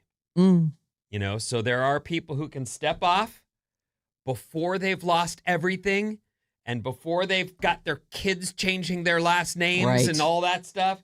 And for those people, what a miracle that you saw the future and said to yourself, I don't need to dance with that. And we're able to stop in advance. If you can do that, that's great. he was not able to do that, and now he's back doing that dance again. I don't want to be negative because I don't know him or We're not his habits, people, right? But what you just said, I lean that way somewhere inside of me. That is, he's gonna have to find a harder bottom for it to take. What do you think? Yeah, I mean, this is not an uncommon story that you hear in the rooms, that people are, they tried to drink, they thought they had it, and then they found themselves way below the bottom that they were before. And I had a sponsor once, and he used to say, yeah, if you haven't hit bottom, keep digging, because it's there. Yeah, I hope that that's not the case for him. I hope he's going to Might be a grave, though. No, Happy? could The be bottom. Could be jail, could be a grave, could be a number of things. Guests at the wedding were saying they were very surprised to see Brad Pitt there having drinks. Having some. Before he publicly admitted that he was no longer sober. He did this interview, and even just the way he was talking about it, this was an Esquire interview that was published, I believe, Monday. He confirmed he'd made the decision to drink again. He said, I was sober for 7 years, and then I got back off the wagon in a more restrained manner. I got overconfident a couple times when, nope, not good for me. Not good. So he's already had a couple benders. says, I guess I have to. Nope. Okay. Well, let's get a handle on this. Good luck, dude. He explained that I can have a few glasses of wine, but I can't have a lot. I have to be professional about it. Professional what? Like, stop it. I'll tell you that I don't like it, but I want to root for the guy. I actually like Brad Pitt. I've seen some. I like him good too. in some movies, and he's been around my whole adult life. So I do feel like I know him, even though I don't. You know what I mean? Yes. But this doesn't. It's not. I feel though. I'll say this. It's gotta crush you as your kids keep publicly denouncing your last name. These are the kids that you. A couple of those kids he born himself, a couple he adopted. Not born himself, but you know what I mean. Yes. Made, whatever. The old-fashioned way. Either way, that's got to be crushing. Yeah. Now, I don't know why the reaction would be I should have some drinks, but I feel I think about this a lot. I know so many alcoholics and other addicts, and I have thought to myself, I would be so bummed if I couldn't have a drink. I would be so bummed. Like, I know that must be one of the hardest things. And it's funny, during the week, I don't even miss it. I don't even think about it, but I really want it on the weekend. And I'm worried, that if I'm suddenly retired, now what? Every day it's 5 o'clock and, it's every day Saturday at 5. Like, that worries me because I don't ever want to have to stop, be like, I simply cannot do that. Because then you gotta break up with a lot of things in your life to really control that. it's an entire life change. Right. That's all there is to it. And there are friends that I grew up with that I love that I don't see or haven't seen. And there are others who are also sober. And I definitely feel like there are some things coming up that I may go to because I miss those friends. It doesn't mean that if I see them, I'm going to drink. Right. I won't. I know what that leads to for me. But the fact is, it sucks to have to cut people out of your life that you love. Yeah. But if you know that they are going to continue to... You're partying. I can't. Yeah, that's it. I'm not here to be your DD and watch that. Right. I'm bound to fall. Right. So, good Next luck, story. Brad Pitt. That's all. Conor McGregor. It's just fun. I actually think he's lying, but... Conor McGregor. Brad Pitt inspired me to drink again. I'm off the wagon, too. I didn't know he was on it. Yeah, apparently he, by the way, he has a couple lines of liquor. Like, he's got a whiskey, he's got like a beer. He said he opened up on his sobriety leading up to last month's fight. I'm not following his fight The card. fight was a joke. He didn't I think he threw one kick, fell over, and said, I give up. Who? Conor did? Conor McGregor just had a fight. Did it last 30 seconds? No, I don't think it lasted. I think maybe it was 40, but yeah, he immediately said he got injured. It didn't last a minute. He says that 1 minute and 9 seconds. Oh, it did last a minute. My bad. Barely. But that is like a title, like one of the big fights, the big card, the big name, over in a minute. I'll bet you that he was going to get a big payday either way and went, I don't need to get hurt. I don't know. He says, this is Conor McGregor, the fighter, and apparently considers himself an actor. My fellow actor inspired me to have a couple pints of Forged Stout. That's his beer he launched in the year 2020. It's good that he, is an alcoholic with a bunch of different I'm going to beer tell brands. you something that I think I think about all the time. And when someone like Brad Pitt says, I've decided I can handle this, it does give others I can handle a it pass. too. Or it really does. It's very sad. It shouldn't be the case. And honestly, I know why he had to talk about it, because he was seen at a wedding drinking. Mm-hmm. But I would prefer he shut the you know what up. Right. Because he does give people a pass. The former UFC champ has previously said he wasn't much of a drinker, but fell into the habit when he was promoting his proper number 12 whiskey. Okay. And he said, I'm done drinking. And that changed when Pitt revealed that he was. But, I actually think this might just be a total publicity stunt. Like, Yeah. because even in his post, he's promoting his liquor brands. It's such a dark way to get in on Capitalize on, It's gross. someone else's misfortune. This guy is gross, though, so it tracks. Yeah, he is gross. Yeah, anyway, there you go. That's all that's all I got on that. This is a story I think that you can relate to, Vinny. Here's the title. So many celebrities have stories about how supportive their parents were when they chased their dreams. Not Fonzie. Not Fonzie. Henry Winkler had parents telling him how No. You're dumb. You're not talented. You should not be doing this. And then when he got famous, they're like, oh my God, you're amazing. And we always knew it. and we have some money. Mm-hmm.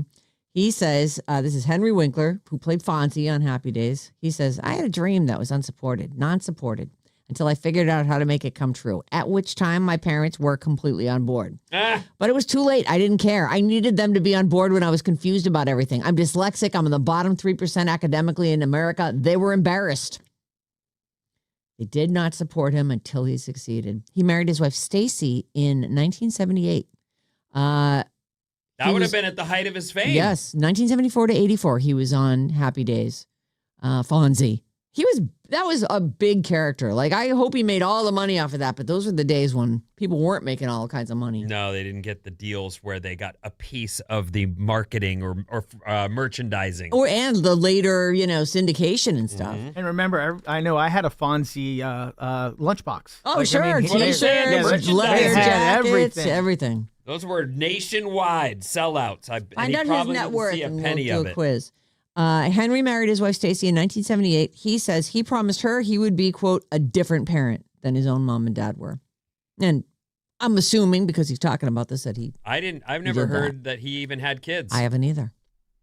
I didn't know he was married. Richie, on the other hand, I know married young and has had a few kids. Yes. Only one famous one, though, Right. that I can think of. Yeah, I think that I will. If my kid wants to go try and be an actor, I will support her because I chased my dream. Yep. I did. Unless she's, the thing is, I think you also have to be the voice of reason sometimes. Like, so be supportive, but also be a realist. Some people are like, nope, you can do it. It doesn't matter. We'll take you anywhere. The Lindsay Lohan parents. Lindsay did make it.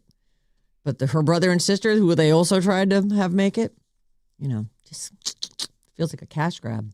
So what do you think Arthur Fonzarelli is worth? I think this Henry Winkler's net Yes. worth. I will say he is worth, I'll say he's worth $30 million.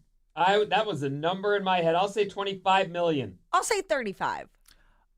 Win goes to Bob. It's $40 million. Oh, Good for Henry Good Winkler. for Henry Winkler. He's still working. He was great in Arrested Development, and I don't know what else he's done, but He's Okay. great in that. I almost hit him with my car once in L.A. Oh. Yeah, his office was in a building near my Was he neighborhood. mad at you? Did he come out and No, give you he the was finger? really funny about it. Like he actually I kind of turned in and he kind of jumped and then I look over and I'm like, my face lights up and he realizes I realize who he is and he just gives me a smile and a wave and walked to his office. But still though, nice. He could have shaken his fist at me and given me the, Why I oughta. the Jersey salute. Anyway, what did you say? 40 mil? That's 40 good. mil. That's nice. That is good money. That's solid money. Oh, like you're so happy. That's walking away money. I say, yes. Why bother anymore? 40 mil. That story made me almost tear up about hearing about his parents. I know. So I hope he enjoys it. I hope he is the parent that he didn't have. Yeah. Things used to be Beautiful. very different, though. Like what he's talking about is a time that's hard to reconcile for today. I get even that. some of the stuff I've said about my own dad, where people are like, "Oh my God, but that was of a time. Mm-hmm. The '70s were different." Men used to go to war. They were. Mm-hmm. It was different. Hmm. The priorities were different. Like you don't want to put up with your kid trying to be a struggling actor and chase their dreams when you think they're an idiot when you just almost died and have seen some of the most horrific things a human can it's see. an interesting way to frame it because it wouldn't have occurred to me. To me, it's like that life, has gotten easier and easier and easier. And so it's almost like you watch your kids and these things that aren't even like they have anxiety about these things that they shouldn't even care about. It's like get out back and chop wood, So I think it's just less harsh and less harsh. What's going to happen? Like, where is this all going? I can't wait to see. Well, I think it'll groove into place. Do you think that the pendulum will swing back? 100%. Not all the way, but enough that there's like There'll be change. this didn't work. We can't give trophies to everybody. You can't do that. The value of hard work. But also AI is going to do a lot of stuff for us. So that'll make We'll life see. easier. You know what? I want to believe that will find its place too. There's reason to be worried, and there's obvious push. And some people are like, "Why are we accepting this?" I haven't accepted any of it. No one asked me. I would have told them, "Put that back in the bottle." Yeah. We're not ready for that yet, and it's not ready for us. Yeah. Except that, unfortunately, we're not in charge of Well, stuff. so- commerce Right. is always drives everything. No, this is going to be great. Just sit back and relax. It's You're going to not be doing a ready lot yet. of that. But you're going to help us make it ready. Oh, woohoo. What's going on, Ben? Oh boy. Well, pumpkin spice Oh, great. is right around the corner, and a hair care, and and a snake after these.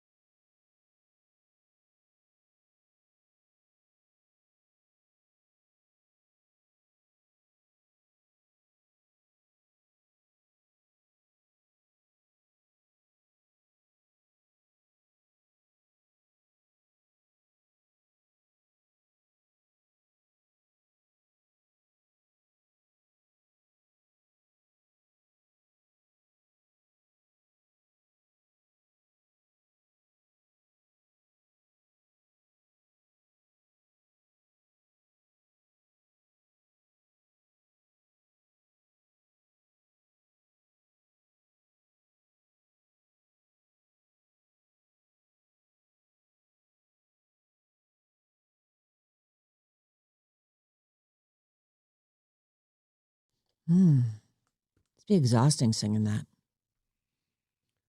So much. Well, she only has the one song, so it's not that bad. Maybe they make her do it like 5 times in a row, though. Hold on. Stand by. Everyone. Oh, okay. It's Alice, 97.3. Sarah and Vinnie, Alice's morning show, coming up at 8.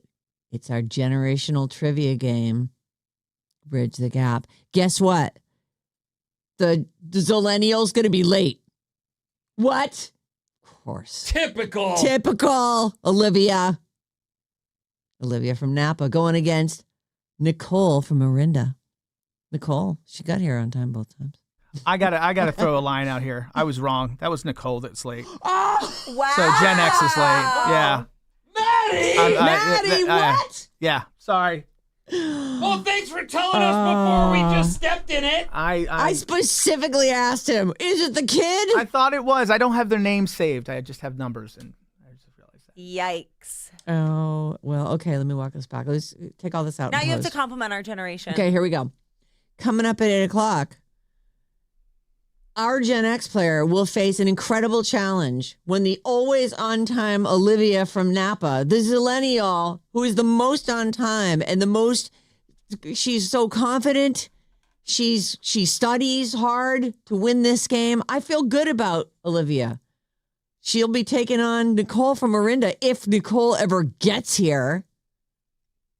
Just kidding, Nicole. Hurry up, though. Okay? I've already stepped in it. Nicole. Yeah. Anyway, either way, it'll be fun to see them go head to head. Let me hit this. Were you about to say what's coming up in the news? I was. News is coming up. All right.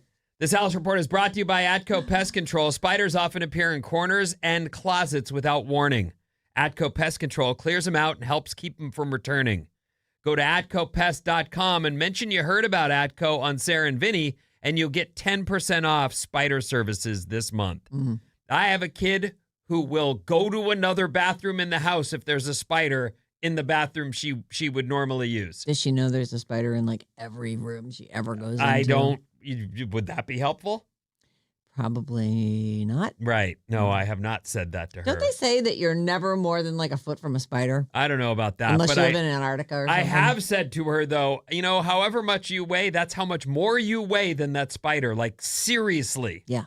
Do not be afraid of that. You are so big compared to that, it can't see the whole of you. It's like you trying to look at Earth. The whole of Earth. I'm not going to sit down on the toilet. What if I can't get away? Yeah. Are you kidding me? That's your reasoning. That it might If decide to if turn it's on you. your arm, it thinks it's in a weird forest of straight trees. Like it's, oh no, the cracked, dry surface of this weird arm desert.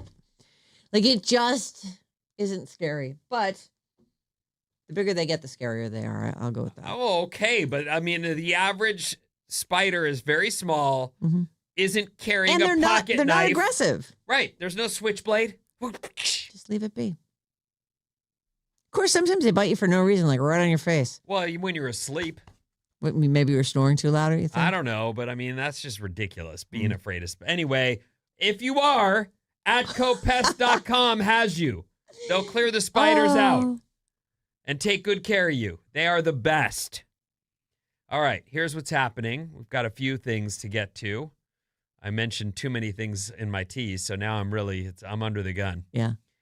45% of travelers, almost half, admit they avoid traveling to places they can't pronounce. Oh. So, for example, when you look at the word Reykjavik. Yeah. Oh, you can't pronounce anything in Iceland. Is that how you say it, Reykjavik? Reykjavik. But say the name of that volcano that went off there a few years ago. It's unpronounceable. Like my kids would rub my nose in it. Like they practiced it and figured out how to say it. I know. It's like, it's like that. I'm not kidding you. That is what it sounds like. Find it and play it out loud. Chamonix, France is on the list as it looks like Chamonix. Chamonix? Is that how you say it? Say it? Chamonix? Yeah, that's how you say it. Oh. Ljubljana, Slovenia. Ljubljana? Cinque Terre, Italy. Oh. Fuerteventura, Spain. I don't know. Anyway, I can see why you might say to yourself, I don't, but I to cancel a trip Right. or to avoid a location because you can't say it does seem weird.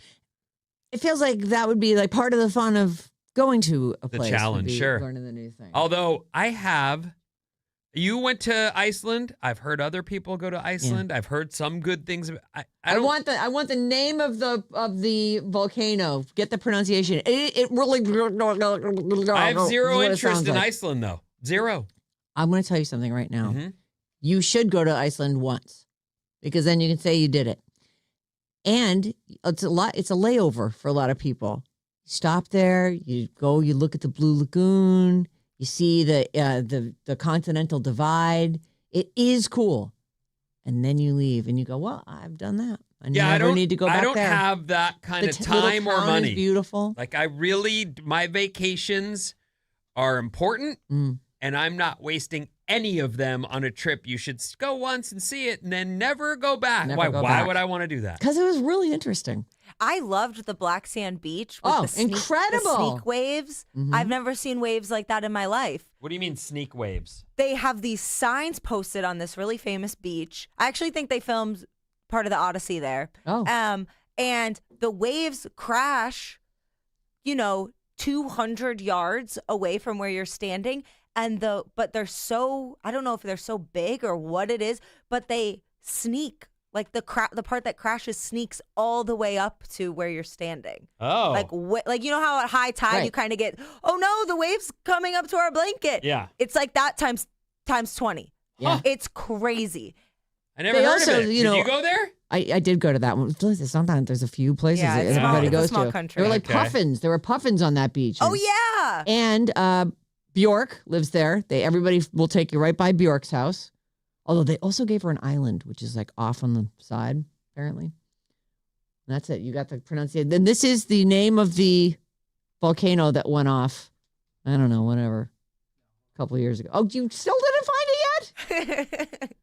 It's hard to spell. He's having trouble tracking it down. Just type in, pronounce the name of the volcano. One thing I do think sounds okay about people saying, I'm not going to go someplace I can't pronounce, is they don't want to sound rude. To the people who are locals. And I do think that's an important part of travel. You're looking at how to pronounce the No, name. that's on the air. Iceland. Maddie, that's on the air. I forgot where I was. I'll move on. My brother loves Japanese culture. He's super into anime, and he is afraid to go to Japan. He's like, well, I don't speak the language, and I don't want to be disrespectful. He should go. I told him that. I'm like, I'll go with you. Yeah, we And went, and it was one of the greatest trips. Yeah. It was I'm like, really, really good. Don't let that stop you. It's okay to appreciate other culture, I think. Here it is. Oh, Eyjafjallajökull koto. And now you know it's easy, right? Like these videos. That's just a. He sounds What French. do you say? That's That's it. Did you recognize actually it? exactly what he said. That's exactly what he said. I'm telling you, it's spelled with like F's and weird upside down letters and numbers. Like it's just. You can hike a glacier if you go to Iceland. Yeah, they got a frozen waterfall. You can see the northern lights. You can. Yeah. I'm not going to go there, but I did, nice job selling it. Thanks. Hopefully the Iceland Tourism Board heard this break and maybe they'll sign on. You know what? That'd be great, wouldn't it? Go there once, never go again. Use it. Just stop in and see Reykjavik when you're on a layover. The airlines plan layovers that are 24 hours. So that on your way to Europe, you can stop there, see a couple true. things, and continue on your way. We went into lava tubes out in the middle of nowhere. Ooh, I lava stayed in a tubes. barn at a house, at a farm. Do you often, when you tell these stories, find people saying, I got to get there? No. All right. In fact, even as my son was telling me, I was like, I don't want to go there But you did. because, he made a PowerPoint and it was impressive. And you love that All kid. So right, you're yeah. like, all right, well, if it's that Yeah, important to look, you, we you go, made a we go. PowerPoint. Right. And, Fine, let's go. I know people do that all day, every day for work. Well, But I was your hoping boy he'd did get a it. job. Yeah. Well, he has a job. Does he? He's your son. Oh, it's an important job. Mm-hmm. I think he's going to want to raise soon. Well, More that's- vacation time. That's your battle to that's wage, fun. not mine. A hair care brand is unleashing a tumble hair, like a tumbleweed, but it's a tumble hair as a giant promotion.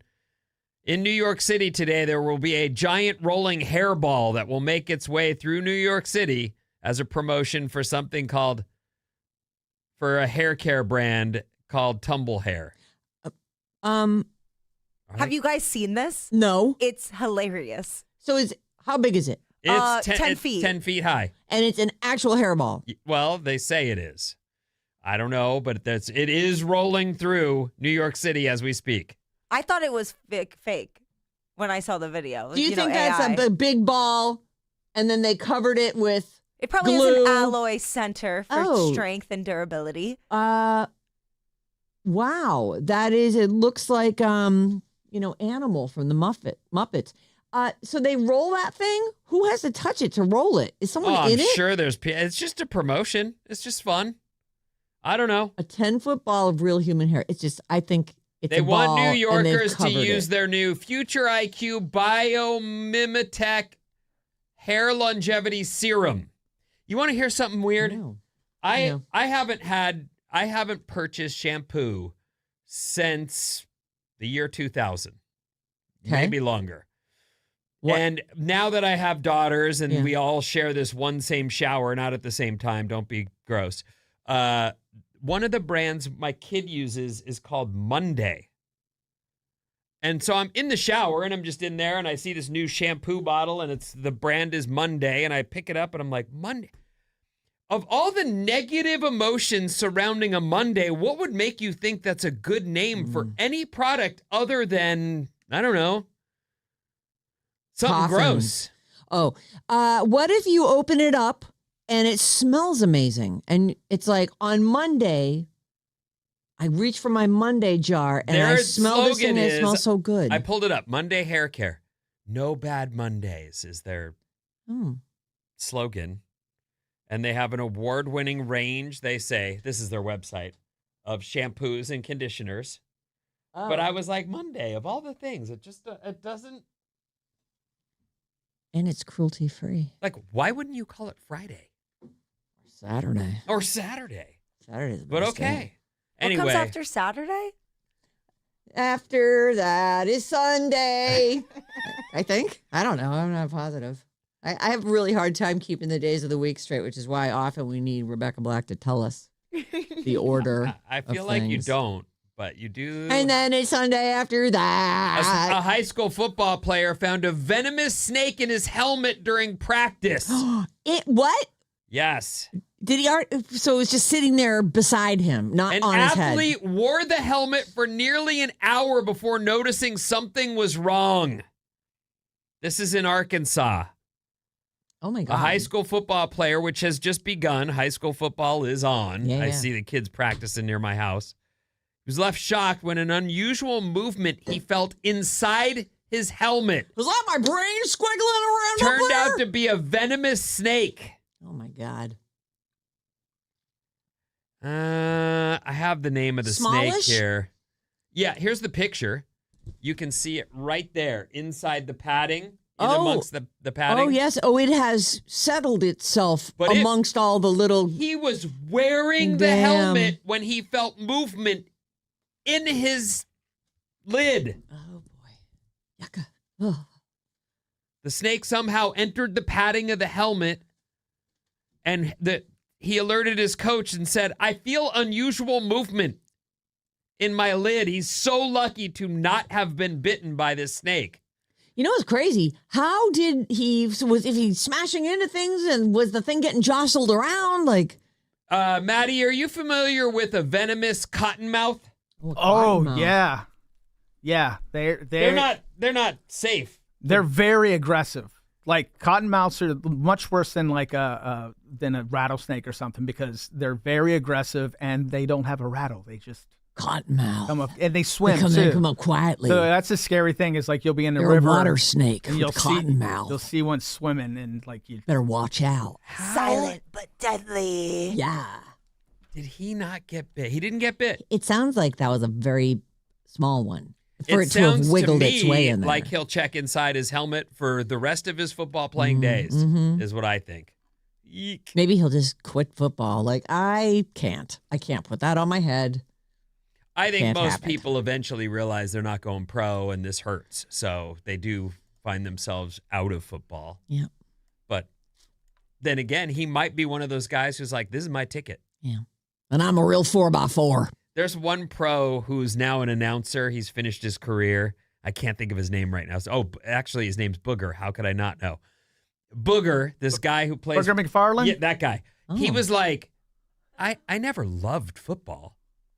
I wanted to buy my mom a house. That's why I pursued. I had a body for football, and this was my ticket to the money that allowed me to buy my mom a house.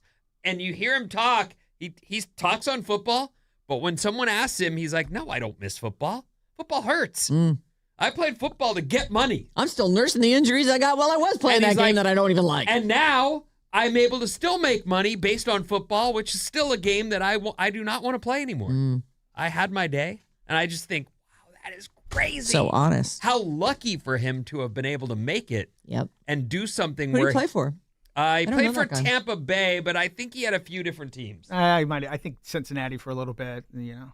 But either way, Booger. he's like, Bugger. I bought my mom a house. That's all I wanted to do. Except now he's got, a fortune for his own kids and his Sure. wife and the Generational people. wife, Right. Well, that's life.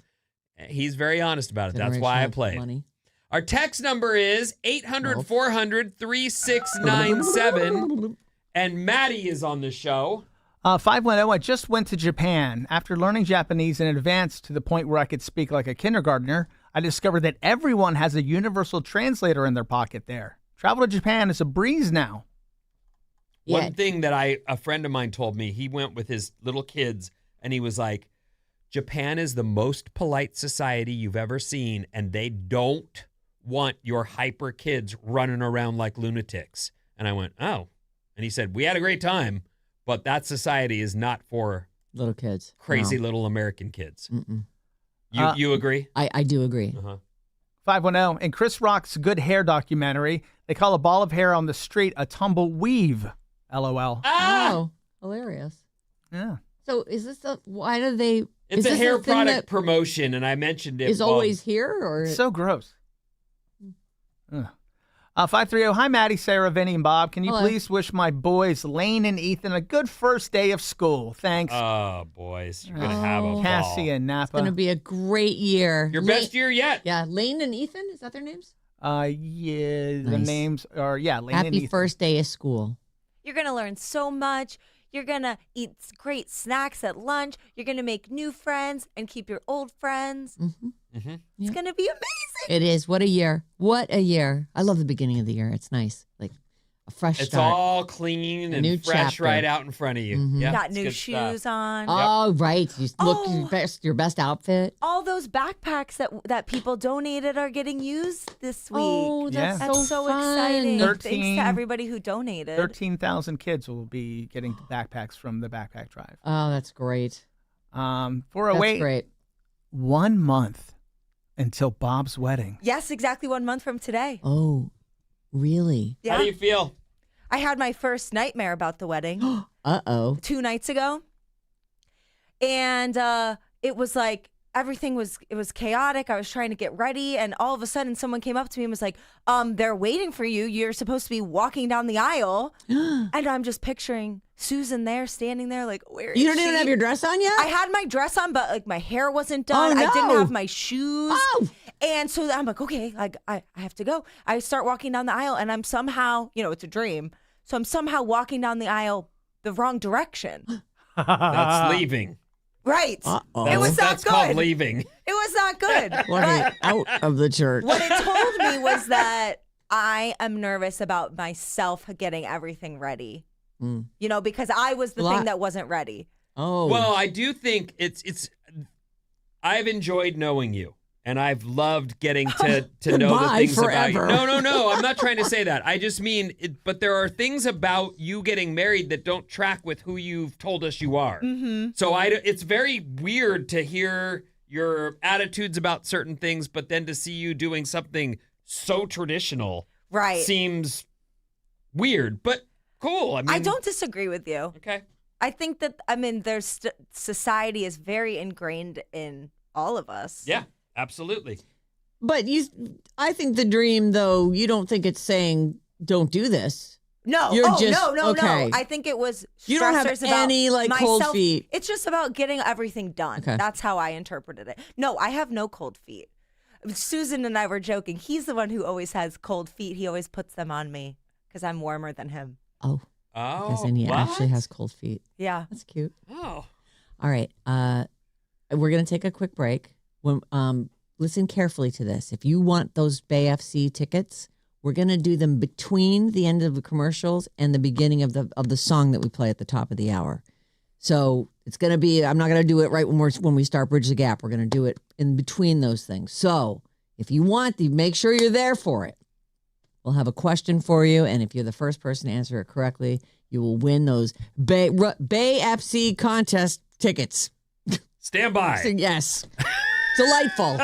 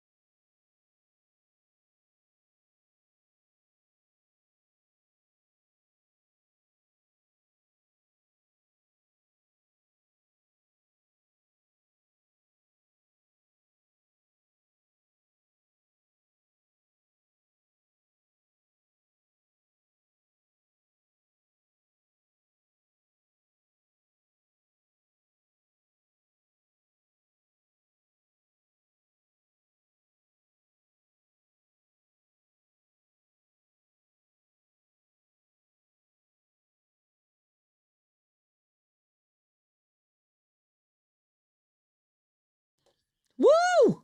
Good save. Hello, everyone. Here It's we time. are. We are here. We have Bay FC tickets for you. If you're the first caller to answer this question correctly, you will get tickets for women's professional soccer Bay FC versus league rival Houston on August 23rd at PayPal Park in San Jose. So 800-400-3697. That is our phone number. Bay FC is the pro women's team in the Bay Area. It was founded by former Team USA players Brandy Chastain, Leslie Osborne, Danielle Slayton, and Allie Wagner. Here is your question this hour. What song did the U.S. men's team play after wins in the World Cup? I bet you Maddie knows this one. 800-400-3697. The first person with the correct answer at 800-400-3697 will win these tickets. What song did the U.S. men's team play after wins in the World Cup? In the meantime, we are going to play a song, and we'll be back with the winner and with Bridge the Gap. Woo!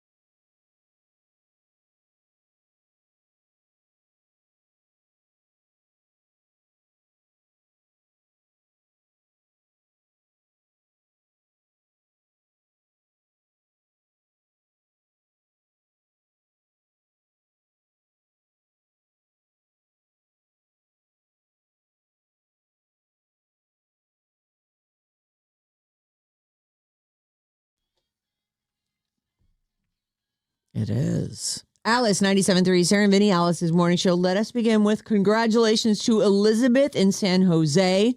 She knew the answer to what song did the U.S. men's team play after the wins in the World Cup? Almost Heaven, West Virginia, Blue Ridge Mountains, Shenandoah River. Wow, you Country- sing that all the time, and that's how it sounds? Country Roads, Take Me Home. Yeesh. He loves to sing. It's fine. I'm not Stop good. it. Anyway, Elizabeth has got the tickets today for Bay FC. Same time tomorrow, we'll have another set. Right now, we're going to play Bridge the Gap. This is my generation. All right. Bridge the Gap. You can watch Bridge the Gap live right now on our YouTube channel. Smile pretty, everybody. Everybody's on YouTube right now. Just go to youtube.com and search Alice973. If you miss it, you can go check it out later. Playing for the Zillennials. Welcome to the very much on time Olivia from Napa. Hello, and are you a longtime listener? Are you nervous? Yes, a little bit nervous. Yeah. Long-time listener. Started when my parents were listening to you guys in middle school. Oh. And then started listening on my own in college on the podcast. Oh, that's crazy. And you have some kids now, right? I do. So you got to raise them up. Generation yeah. Alice. Oh my God, 3 generations. That's incredible. I love it. Yeah. That's really fun. Well, welcome in. Did you have a nice talk with Nicole I did. Okay. Yeah, she went to the same high school as my mom, so we talked about that a little Oh bit. my God. Look at that. But I did not know her because she was just a little bit old. She's on the older side of. She's gonna hate that I said that. Sorry, I'm very sorry. Were you intimidated? I mean, she's won 2 times in a row now. Nicole is I'm a coming for her little- 3rd win here. I mean, I'm a little intimidated, but Nicole's very nice. She is very nice. I agree with that. By the way, I see here that you enjoy doing home renovation. Yes. Don't worry, it does take forever, but Yes. Yeah. We are in the middle of a big project right now. you and live up in Napa? I do. Oh, Yeah. are you right in town, or are you out in the little far flung? Right as you get into town, if you were coming from Marin, if you were going I probably pass your house. you when I go probably in do. there. Yes. As big projects go, it's not you're replacing the dinner table placemats. Are we talking about something major? Yes. Like what? My husband is building a big shop, a big garage. Whoa. He is very much Oh, like your don't be brother, so so he jealous. does Wow. cars, Oh, my rebuilding. God. Yes. So big project. Nice. Over here with Nicole from Marinda for Gen X, you drove a Ferrari 120 miles an hour. Yeah, Where did that happen? that was a gift from my husband. Oh. We went to Vegas, and I've Oh, I've always heard one of of those like this. exotic cars to do Yes. it. I think it was a You don't 400 or even something. know. I can't. I'm like all of a sudden it's like I just don't remember. My brain just went blank. But it was a lot of fun. Is that a thing for you? Like Need for Speed? I do. My husband and I have a running joke of when you go like, have safe drive. We're like, drive fast, take chances. Oh. But That's fun. It was a lot of fun. I mean, it was a close course. I'm not going to drive like that. I mean, a lot of people try to drive that like that on the 24, but no.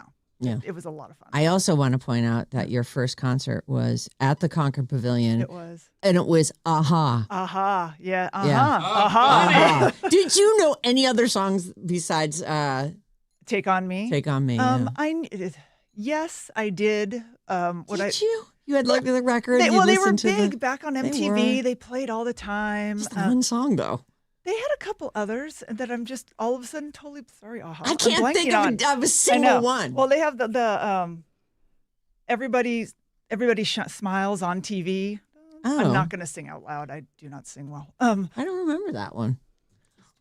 I see Cry Wolf, Cry Wolf. Oh yeah. Oh, that was a good Crying one, in too. the Rain, The Sun Always Shines on Shines, TV. Yeah, that one. I've Been Losing You, Yeah. but at the top, Take Take on Me. I mean, on yeah. me. Take- That was fun. First concert. All right. Well, now that we know each other a little bit better, I want to tell you guys that this week's prize is Tori Amos at the Greek. We get tickets for you for that.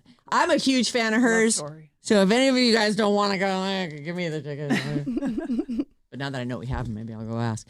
Here's how it works. Gen X will ask the Zillennials a question that anybody in Gen X should know the answer to.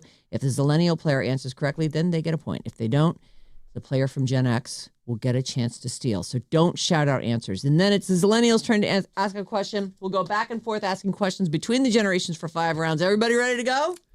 Any questions? We're ready to smoke All you right. guys. Yeah. Whoa!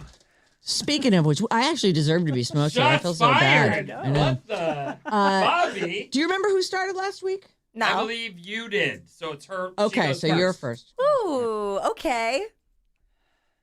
Where should we start? Where should we start? Let's start with the wonderful world of witches and wizards. Oh. At what age do witches and wizards get their letter from Harry or from Hogwarts?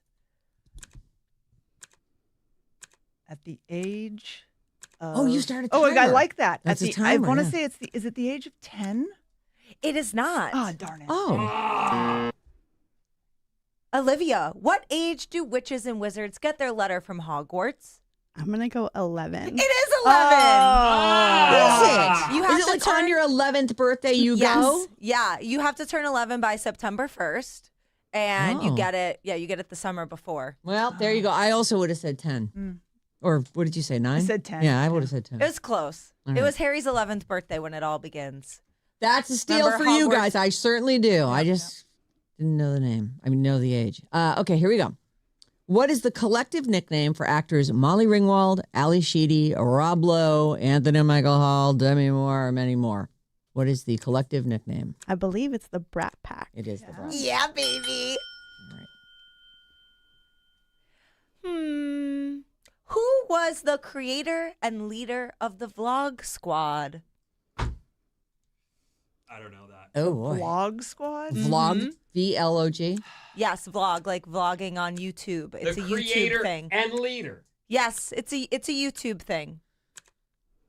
Oh, Lord Almighty. This is Bob. The Vlog Squad. I want to give hints so bad, but I've I been know. told it's No, cheating, it's okay. so I It won't. is. And I really don't know. So, someone named... Oh, my God. I can't even think of a rando name for this. A Vlog Squad. A Kardashian. I don't know. No. Oh. You know, I gotta say, I like your timer Yeah. that you have there with the. It sounds like an enter key. Yeah, it's on a on satisfying computer. click. Yeah, it's a Yeah. good Not sounding annoying. click. No, I like it. it's fun. Olivia, for the steal, who was the creator and leader of the Vlog Squad? That would be David Dobrik. Yes, Oh my it would be.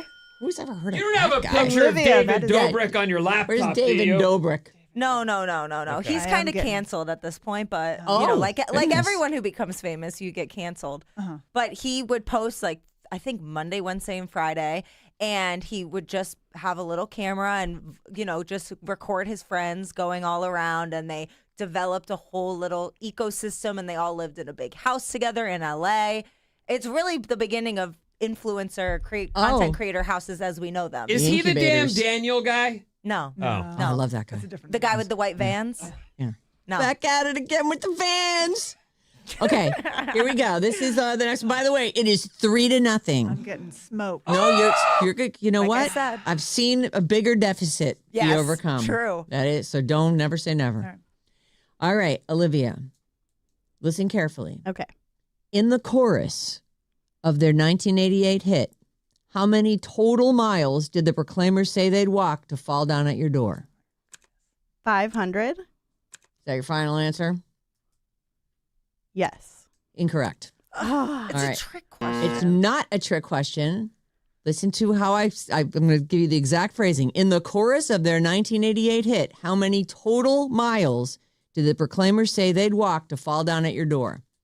Your chance to steal, Nicole. That would be 1,000 miles. 1,000. I would walk 500 man. miles, and I would walk 500 500 more more. to Got be it. the man who who walked walks 1,000 miles. Fall Just to down at fall your down at Would your you door. have? Da-da-da-da. Would you have gotten it? I would have. Would But you? it was Because a you would have tricky thought question. it was tricky. I wouldn't have I didn't get it. What did you say? 500? I don't even remember what I said, but I didn't get that. When you asked it of You have me to know. You in have to know the practice, words. I was like, I don't know. I really know that song from How I Met Your Mother. Yep. Oh, funny! Marshall I didn't know loved that the it. kids even knew The that cassette was song. stuck in the car. Yes. In All his right. old car. It's the It's- only song he could listen to. It is 3-1. Is it my turn? It is your Okay, turn. next question from the Zillennials to Gen X. Nicole, what does it mean to call someone thick with 2 C's? Thick with two, like They're- THICC. Correct. Okay. They are thick. They are good looking. They are. They got a lot of stuff in the stuff. That is correct. Oh, stuff in the stuff? Junk- It's junk a in the positive dunk. statement about a voluptuous body. Oh, voluptuous. Wow. 2 C's. 2 C's. Thick. All right. Oh, so we got a point. See what I'm saying? Like it's 3-2 now. It's not the end of the world. Here we go. This is a battle. This is a real battle. Here we go. All right. There's another one you should listen to closely. Okay. What New York City club, known for rock bands in the 70s and 80s, got its start featuring country, bluegrass, and blues music? Okay. Can you say it again? Can you say yeah. What New York City club, known for rock bands in the 70s and 80s, got its start featuring country, bluegrass, and blues music? Okay, I'm going to go with my gut here. I believe it is CBGB. That is exactly what it is. Well done. Would you got Country, I got, yeah. bluegrass, and blues. Mhm. CBGB. Yeah. Yeah, Yeah. I believe Wow. there was a movie Alan Rickman was in Yeah. about that club. Is Alan Rickman Snape? Snape, yeah. Oh. Yeah. Oh, rest in peace. Rest in R.I.P.. peace, Yeah. Mm. What's You didn't the even score? get a chance. 4-2. 4-2. Ah. All right. You're good, Olivia. That was, you know what? You are good, Olivia. I maybe did a little bit of homework. Yeah. You know what? You got to do it. Everybody says that when they come in here Yeah. that they've studied. Well, a now little there's bit. been a precedent set, Yeah. I know. Pressure's on. Well, you don't want to get your ass completely kicked, Yeah, too, right? right? All right, next question from the Zillennials to Gen X. Nicole, who rapped "She Licked Me Like a Lollipop"? Oh. She licked me like a lollipop. Pops right into your head, doesn't it? Oh, totally. I got to really think about that one. It wasn't Nelly, was it? No, it was Oh, not Nelly. I'm sorry. Olivia, do you know who rapped the lyrics? "She licked me like a lollipop"? I can sing the song. I'm going to go, this is wrong. I'm going to go 50 Cent. Ah, Yeah. no. It was that's a good guess. Who was it? It was Lil Wayne. Lil Wayne. One of those littles. I should have known that. kind of want to change this this question around, but Change I'm, it. no, I'm like committed to it Oh, at this no. point. I know. I was actually thinking like, how can I word this slightly differently? But I'm just gonna go for it. All right. Okay. So nobody got that right. There were no points. So Correct. right now we are 4 for the Zillennials and 2 for Gen X. Here we go, Olivia. What right. year did a massive quake hit the SF Bay Area during the Battle of the Bay World Series? Okay. I know it was devastating. The Embarcadero collapsed, right? Yep. I'm going to go. This doesn't seem long enough ago. 1989. That is that was correct. correct. That is Oh, correct. wow. Well, She well got it. done. I definitely did not think that was Oh, old you know enough. it? I did know it. Oh. I was in high school when it happened. I Yeah. remember. Oh, I man. figured, I thought it's a chance to take on that question Yeah. because it is like such a chunk of I SF only history. know from you guys talking about That's so funny. You know, I was going to ask the question like this as I was looking at it. I'm like, maybe it's too easy with 1989. What was going on in Oakland when it happened? And give the year. Would you have got the Battle of the Bay? I would have that thought it was of, the earthquake series. and the A's. Sorry. Yeah. You want to know why I maybe would have gotten that right? Is because of an episode of Full House. Oh, Because they really? do the episode where the earthquake happens and Danny Tanner, the dad, doesn't make it home, Oh, and it's a whole thing. right, because they live in San Because Francisco. they live in San Francisco. Oh my God. Wow. Funny. Anyway, All right, it's your turn. So this is my your last question. Okay. Last question from the Zillennials All right. to Gen X. It's 5-2. Bummer. This is a tough one. We're going deep in the archives. Oh, geez. What was the name of the dinosaur in Rugrats? Oh. Oh my God. I know this, Nicole. Close your eyes and relax. Hmm.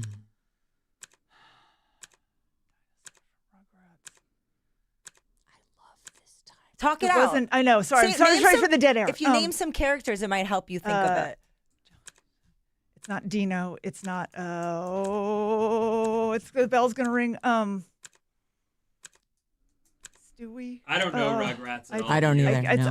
I'm sorry. Olivia, for the steal, what was the name of the dinosaur in Rugrats? Reptar. Yeah! What was it? Reptar. Reptar. All right. This is a final question. I mean, All right. What's the We're score? going. Well, It's over. insurmountable. Yeah. Yeah. It's 6-2. Yeah. Like I said, we get smoked. It was a good game. It was Nicole. a solid battle. Yeah. What TV show featured the characters Archie, Edith, Gloria, and Meathead? All in the family. She's actually really, really good. All right. Wow. Listen, good luck to whatever Gen Xer comes in to take you on. Yep. That was a very solid win. You know what, though? You won 2 weeks in a row. I knew it was only 3 weeks. Win or lose, I was just so happy to Yeah, be you got here. Thank You got in guys. for your It was third so week. much fun. You guys are great. And you're really fun, too. It's actually so fun to have listeners in. Olivia, congratulations. Thank Enjoy you. your victory. Very nice. So we're going to take a break. We'll go do some pictures. Look for those on post our those. Insta and stuff. And you can watch this on YouTube. You can. That's right. Hopefully you're watching it live right now. And if not, then go back and check it out. We'll be right back.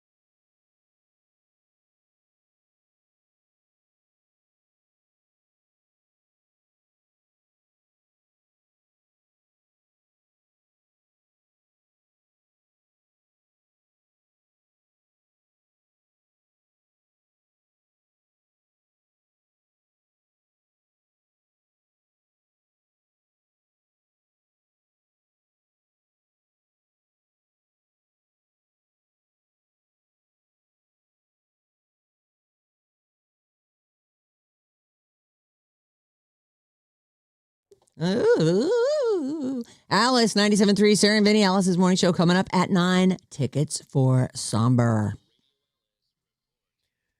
What's up, everyone? This Alice Report is brought to you by Tickets for Somber Oh, look at that. in San Amazing. Jose. All this week, listen at 9:05, 12:05, and 5:05 for the code word. It's your chance to win a pair of tickets to Somber on October 7th at the SAP Center, courtesy of Golden Voice. That was right? Yes. Oh, okay. It was. Okay. Here's what's happening. There's a chance for clouds today and a high in the low 80s. So, clouds, everyone. Yay. 49ers are at home tomorrow night versus the Titans. Incredible. Football's back. Boom. It's back, everyone. Very exciting. Yeah. I'm sure John must be I'm out sure of he's, his head I'm sure he's for it. thrilled. He's got that big fantasy draft coming up soon. You know, fantasy draft takes you away from your team love. I agree. And he's actually he quit it for a couple of years because he was like, it just makes it so that I'm like mad when I'm watching any game. Yeah, it's just Like, I don't care about my game so much. Drop back on but, the you know, importance level. it's a social thing. They have this big party. They do the draft. Well, all right. Everyone's in the weeds. I always try to draft somebody on the team I like, though, so that, you know, I've got something extra to root for. And you're a Commanders guy? I'm a Commanders guy. Okay. Yeah, I don't ever do that stuff. Ever. It's fun. Today is National Middle Child Day. Oh. Happy Middle Child Day, Jan. And John. That's what we call my brother. Yeah. Jan, because Jan was the middle sister in Oh, the Brady Bunch. that's funny. No, he's the one who You're said, Marcia. he was all, who's Jan? I'm like, what are you talking about? You're Jan. And he's all, no, I have a friend who spells it like that. It's Jan. And Jan. I went, no, I am calling you Jan from the Brady Bunch. Yeah. There's no Jan. Oh. You dork. The middle children, they're forgotten. Marcia. Uh-huh. It's also National Vinyl Record Day. Oh, is that so? That's not Record Store Day, though. That's different, It's not. right? That's in April. Okay. It must be some other celebration. Like everybody go, girl, put your records on. Sing me your favorite song. Amoeba, Rasputin.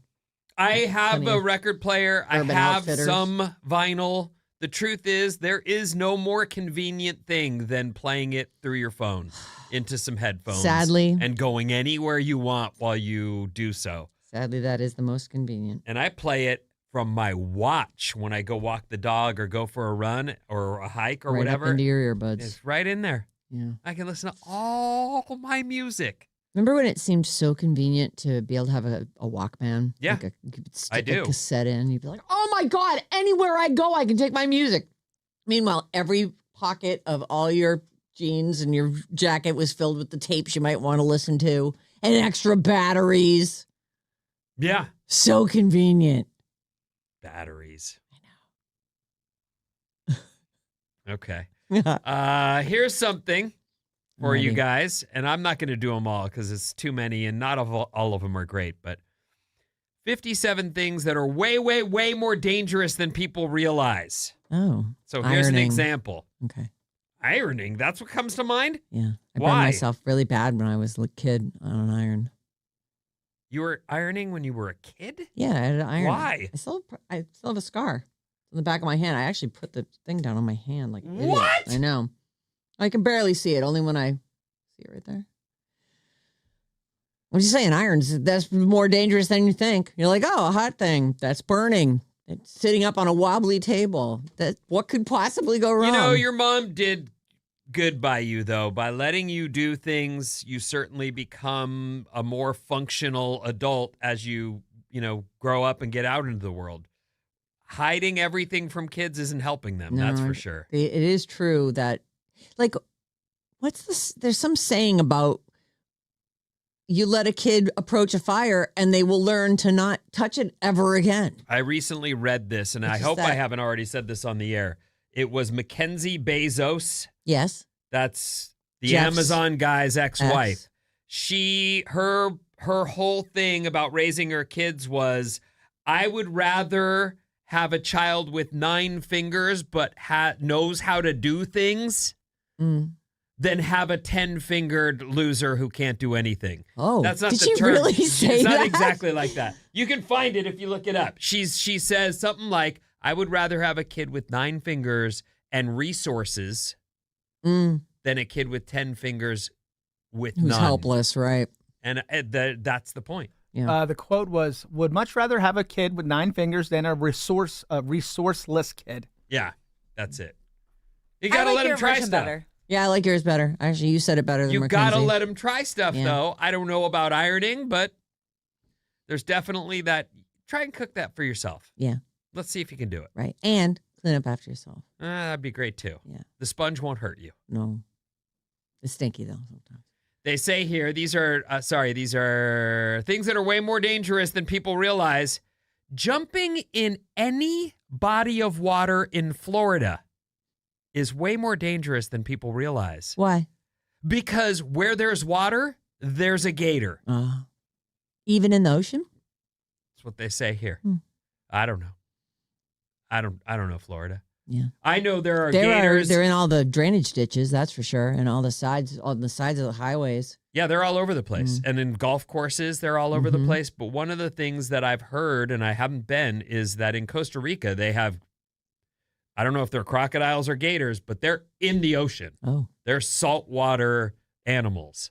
So you could be attacked by a croc while surfing, which is just That seems so not where weird. they're like floaters, you know, they just hang and float. It seems like, and they have to breathe. You well, know? that's why you asked about in Florida. I don't know. Saltwater. I don't know about gators. Right. What do you Neither. know? You Nothing. go. You're there all the time. All I know is you look into any puddle, there's a gator in it. Ugh. You know, it's kind of fun though. Eating they're mostly small. these are things that are way more dangerous than anyone realizes. Okay. Eating cooked rice that's been left out overnight is the #1 cause of food poisoning, and it can kill you. Oh, we remember that? The Yeah. college kids, they woke up from whatever binge drinking night they had the night before, picked up the Chinese food, and one of the kids died. Yep, Ate the rice. that's the exact story. People still don't realize fireworks are literally bombs. They can be fun, but if fuses are too short, or if it is an explosion. if it's a bad situation, you could blow your hand up or worse. Yeah. And people do. Yeah, they do.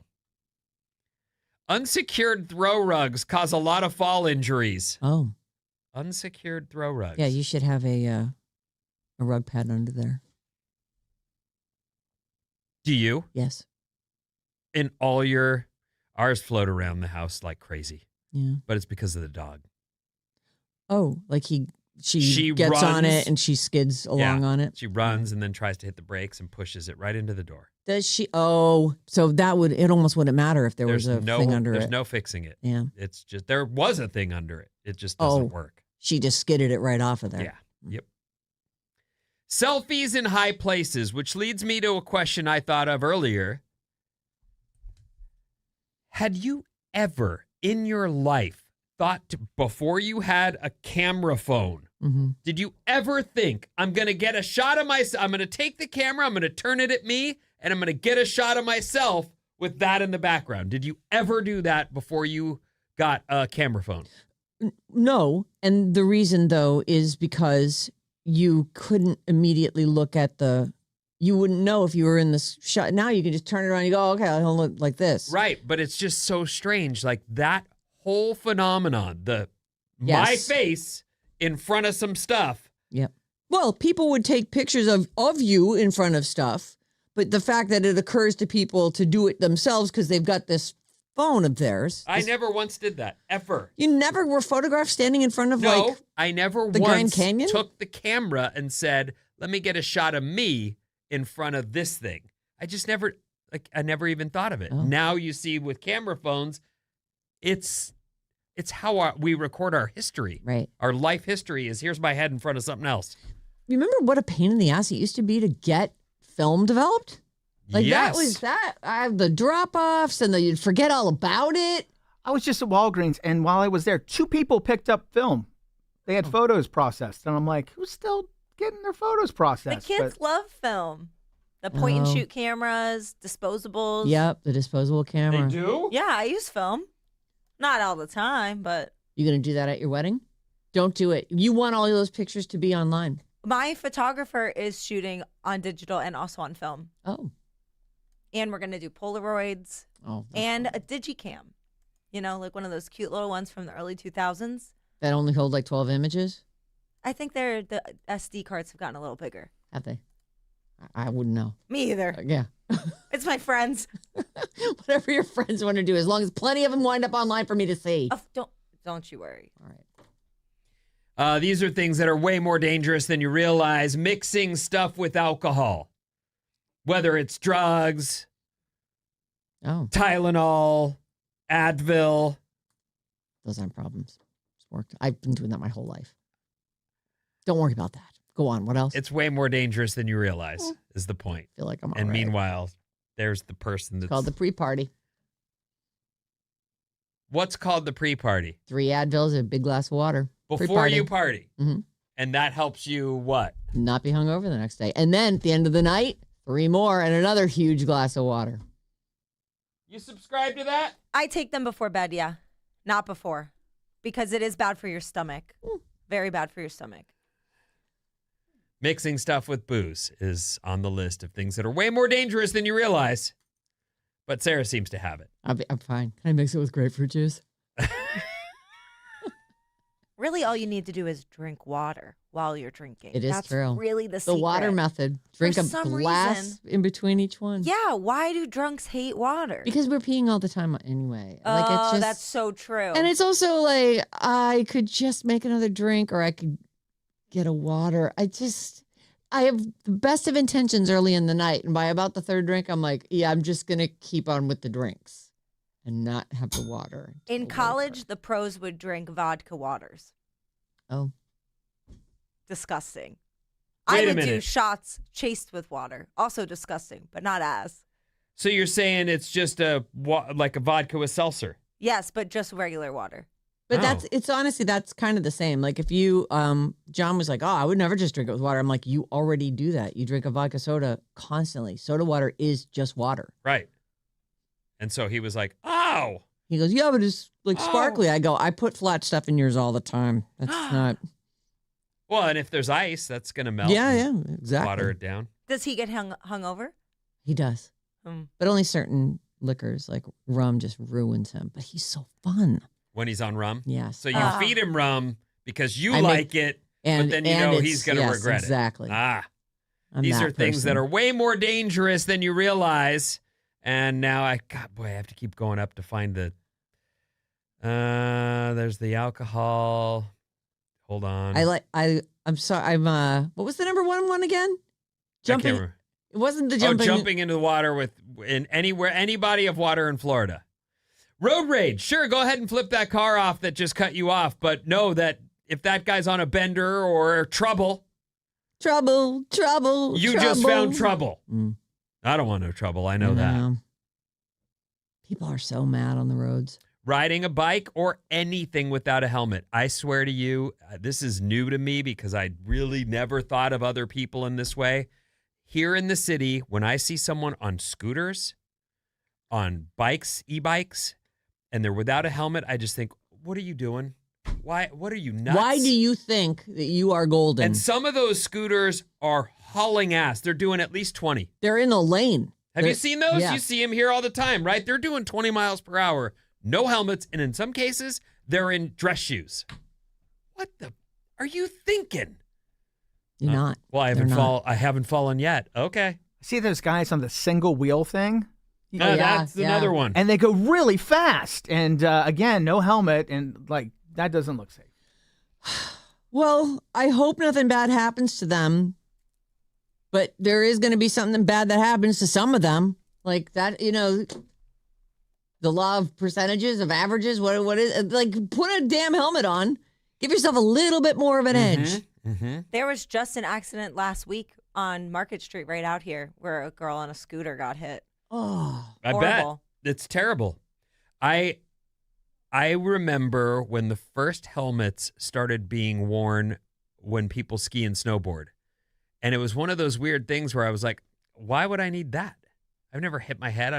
Now I wear one and I don't even think about it. And now I see people starting to wear them when they surf. And I'm like, I'm never doing that. Maybe I will. I don't know. I haven't yet. What if they had like a flotation device like that pops out around the neck? Then I would choke to death. No, it's not gonna choke you. It's a special one. It's made to get your head up out of the water. It's not saving you, it's killing you. No, it isn't. Wedding guests are sick of giving gifts. These newlyweds agree. We don't want anything. Do you have a guest registry? I do. And do you have things like dishes and... I have we have a couple pans, like a carbon steel a good pan is nice. A new cookie sheet. But we've been living together for 9 years. So the plates, the knives, that kind of thing. We have that. Yeah. But I don't have anything nice. So I have put a couple of very carefully chosen nice things on there that I would love. Didn't we'll you see. have experiences on there too? Like you Oh, can yeah. contribute It's to honeymoon stuff. You can contribute to a rental car. Yes, I have different funds like dinner and movie for two if someone wants to treat for that, because the Gen Xers love to feel like they're getting you something specific, not just giving you cash. Mm-hmm. So we have that. We have support. So even though they Bob's plant are just addiction. giving you cash, Yes, it's all going just into your Venmo it's or all whatever. about branding, Sarah. Yes, you know what? That's so clever. And we have support Bob's plant addiction, support Susan's 3D printing addiction. Oh. I got some cute things like that. He's a 3D printer guy. Oh yeah, he just printed our table numbers. Oh, what fun! What Yeah. do they look like? They're just black and like a very cute font. Ah, And they stand up on the table? Yeah. Oh, what fun! Take pictures. Yeah, we're printing some other things. do they have too, a but- candle on the top of them or no? No. There's lots of other candles though. Oh. That's so fun. Yeah, we I got a love lot it. of stuff on Facebook Marketplace. It's always nice to stumble upon an unexpected deal when you're at a store. do You like like that? that, yeah. What about if a cashier is ringing you up? Now, this is specific to you notice that they didn't ring something up that you got. Like you're gonna get it for free. Does appear to be the way that works. I will say I'm not made of money, but I never ask for my receipt because I never look at the receipt, and I believe that it all evens out. I've probably gotten something for free. I've probably also been triple charged for stuff, Mm-hmm. but I can't be busy with, I'm doing inventory here. Looks like it's all okay. We're good. Yeah. Like I already just wasted 45 minutes in the grocery store. I'm not going to do an inventory. I Of probably wouldn't be watching it either, Vin. The one time in recent memory that we did like John goes, I go, how much is a pineapple now? Because I'm getting You love pineapple the all the time. pineapple. I love pineapple. And he goes, I don't know, I think they're like $8 or $9. I'm like, no, they're not. It's a pineapple. It's probably like $2-3 for a pineapple. Well, And it's like right in the middle. I think it was like $4.99. oh, okay. I was going to say, I think he's closer than you are, but go on. It was actually like I don't even remember. But the problem was that we, in looking down the thing, we found 2 mistakes, 2 things that he realized the person before him had entered in, put in a bag, and walked out without finishing the thing. And when he started his order, those things were on there. Like he didn't. Ah, He just started scanning, and it just continued that person's order. And it was like some big hunk of meat or something. Like So it did was he go back pricey. in? He actually ended up going back and saying, take these $40 and stuff off my. oh, it's I know 40 2 bucks. things. Wow. It was okay, like a that's big piece of meat. That is a big. But the one time we looked at the receipt, like what else are we? Well, that's what I'm saying. I'm sure it all evens out. I can never, because now the places I go, they go, do you want us to print your receipt? And I always go, nah, because I'm never going to look at it. It's going Right. to be a wadded up ball on the floorboard next to my hats. Do you think the person who didn't finish their checkout does that on purpose? Because they scan it and then they just leave? I truly have no idea. I don't know if that's the way people do it. I would think that the thing would start beeping. Like, you've got stuff on here already. But I guess if you walked up to it, if the guy just like put it in the thing, acted like nothing, walked out of the store, that nobody noticed him, and then the next person steps up, because there's usually a line waiting for those self-serve, self-checkout, and then just started scanning their stuff. I'm sure it happens a lot. I don't know. I really don't know. I'm surprised because I do the self-checkout a lot, and those things are adamant that you need to put that down on the counter right next to you before you do anything else. Ours are not like that. Oh. You don't have to. And it used to be, there's an additional item sitting in the baggage area, or there's, add that to the baggage area. They just don't have that anymore. I don't know if that's like some new thing. Mill Valley always gets the cool stuff. I guess. No, mine go off. Put that down on the thing. I wonder if that's just some different, because it used to be then. Anyway, what if you noticed that you got something for free? Would you go back? No, I wouldn't go back. But if I noticed it at the store, I'd be like, you didn't charge me for that. Yeah, I'm not here to take anything really from you. I don't want to steal. I feel like that's a karma thing. Also, I'm just a grown-up, and I just don't want to steal stuff. I expected to pay for that, and I'm right. When I get in bed tonight, I don't want to think, whoa, what am I? I steal now? Right. Like, when I was a kid, I stole stuff. Yeah. I'm not a kid anymore, and I know better. Right. I don't need to be cool. Like, I pulled one over on the grocery store. All right. Well, they wouldn't sell me cigarettes, so I stole them. Okay, that makes real good sense. Our text number is 800-400-3697, and Maddie's on the show, everyone. Hey, I want to make sure I got to this question because a lot of people want to know from 408, how do you guys pick your contestants for Bridge the Gap? And if you want to be a contestant, how do you submit for that? It's very simple. Email Sarah and Vinnie at odyssey.com. Give a little spiel about yourself, why you'd be a good contestant. And which generation you want to play for. You got to tell us your age. Yes, and I will say that we have 2 new contestants next week, and Zillennials, we are always looking for more Zillennials. Yeah, well, we have, She's coming back. Olivia's not coming back? I mean, Olivia's coming back, but just in general, I'm always looking Always for looking, yes. And it does not hurt to slurp the gatekeeper. Yes. Like, tell him how handsome he is and how you can't believe he only gets 50%. Why of are the you women. making that face, Bob? Sorry, it was just the term slurp. I didn't like it. Sorry. Sorry. That's on me. Compliment the gatekeeper. That's all. He does enough slurping. He doesn't need you to slurp. The gurgling and slurping is profound. Gator. So, Sarah and Vinnie at odyssey.com. He'll slurp you right up. All right, we're going to take a quick break. When we come back, we've got somber tickets.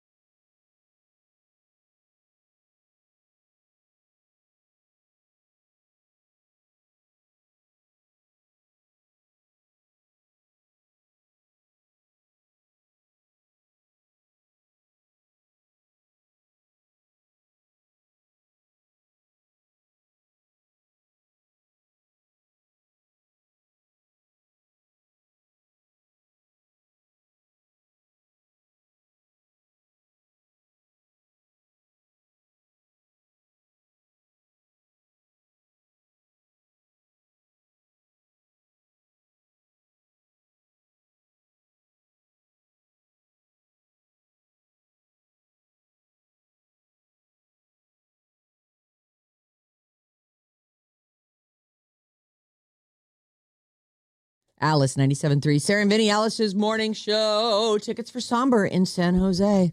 How about it? Take the code word 12, TWELVE, to radioalice.com, and you'll be in the running for a pair of tickets to see Somber on October 4th at SAP Center. The code word is 12. Take it to radioalice.com. Listen today at 12:05 with Mason, and it's Jane at 5:05 with 2 more chances to win today. This hour's code word is 12, courtesy of Live Nation.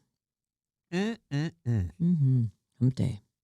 Thanks again to Olivia and Nicole. Congrats to Olivia. Olivia won for the Zillennials, so she'll be back next week. She just, plucked victory out of the clutches of defeat. Those questions from the kids were brutal.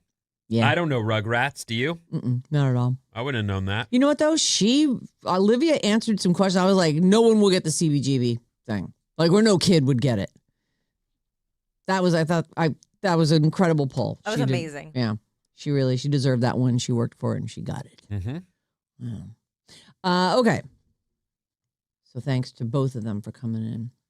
We enjoyed it very much. Olivia Rodrigo is talking about that Daisy Chain Fields thing she's got going on. The Woman Power Concert Series. Yeah, it's a one-day festival taking place on August 29th at Great Park in Irvine, California. And where I grew up. Is going to alternate performances between the Dandelion and Marigold stages throughout the day, which means that there will be no overlap. You won't have to go, oh, I really want to see this band, but this band's on right now. I want to go see them. It's going to alternate back and forth. It's well designed. It is. And if you want to migrate, from one to the next, like you've seen the beginning of this one, now you want to get a good pole position at the other place, you'd be able to do that. The music begins at 11:20 in the morning and runs continuously until she closes out the night from 8:40 to 10 p.m. So she's the headliner. But it's great. Like, so many fun acts. Bikini Kill performs at 2:50, immediately followed by Mitski at 3:40. I don't know them. Bikini Kill's been around forever, Yeah. right? The Breeders are on at 4:30. I love the Breeders. I do too. Dochi takes over at 5:20. Garbage at 6:10. Chapel Roan at 7. Not for Radio at 7:50. And Rodrigo's closing set is billed as Olivia Rodrigo and special guests. I can't wait to see the videos out of this. I think it's going to be just an adorable show of girlhood and women coming together. And Olivia's making an effort to introduce her young generation to bands that are important to her. And I just think it's amazing. I love the way that she's using her fame. It's awesome. I agree. I think there are some great female artists, like we've talked about Blondie, who seems to have just fallen off the map, but that was someone who at one time was red hot. Yeah. And a big deal. Yep. And she's like 80 now. But that's, these young people should go back and listen to some of the great artists that paved the way, including specifically the female artists that helped pave the way for the women of today. It's one of the things I like about Olivia. Like, she's in her early 20s and she is just like fully loves so much of this. Like, maybe it's her parents or we're just like into the same kind of music that you and I were or something, because it just feels like somebody is like, this is the stuff that you need to know. And she's clearly been influenced by it. I have to believe that's exactly it, because I play a lot of music for my kids that they wouldn't otherwise come across. And I want them to know, like, there's a lot of great music out there. There's some history here. It's not all pop songs. Right. The Rock is in the news today. What's his story? Well, this guy. It's kind of funny, actually. But I will admit that as cheesy as the story is that I'm going to tell you, I did go, oh boy. The Rock released a song for his daughters, and now he wants to pursue music. He shouldn't. I agree. The Rock is ready to explore a music career. He just released this ballad. It's called Your Dad, and it's dedicated to his 3 daughters. He co-wrote it with the winner of the 2023 American Idol. It's a guy by the name of I Am Tongi. Never heard of him. I just didn't watch that season. He wrote it for a companion album called Moana: Voices Across the Ocean. The Rock says music's always been part of his life. I don't always like to say I always like to say I sing from the heart, and I sing in keys that don't exist. So it's a good combo. So he wants to make old school soul music with country flavor. At a very early age, my deep influences were Sam Cooke, Elvis, George Jones, Merle Haggard, even Johnny Paycheck. Also, Willie Nelson. The Rock goes on to say, as a matter of fact, he gave me my first guitar. Willie Nelson did? He says, you know the trigger guitar he has? The historic one? I guess Martin only made 100 of those. And as a birthday gift, because I was such a fan, he gave me one. Mm. So the video is absolutely adorable. It's him with all his kids. Sometimes they're babies. Sometimes they're grown women. Crank this up. He's...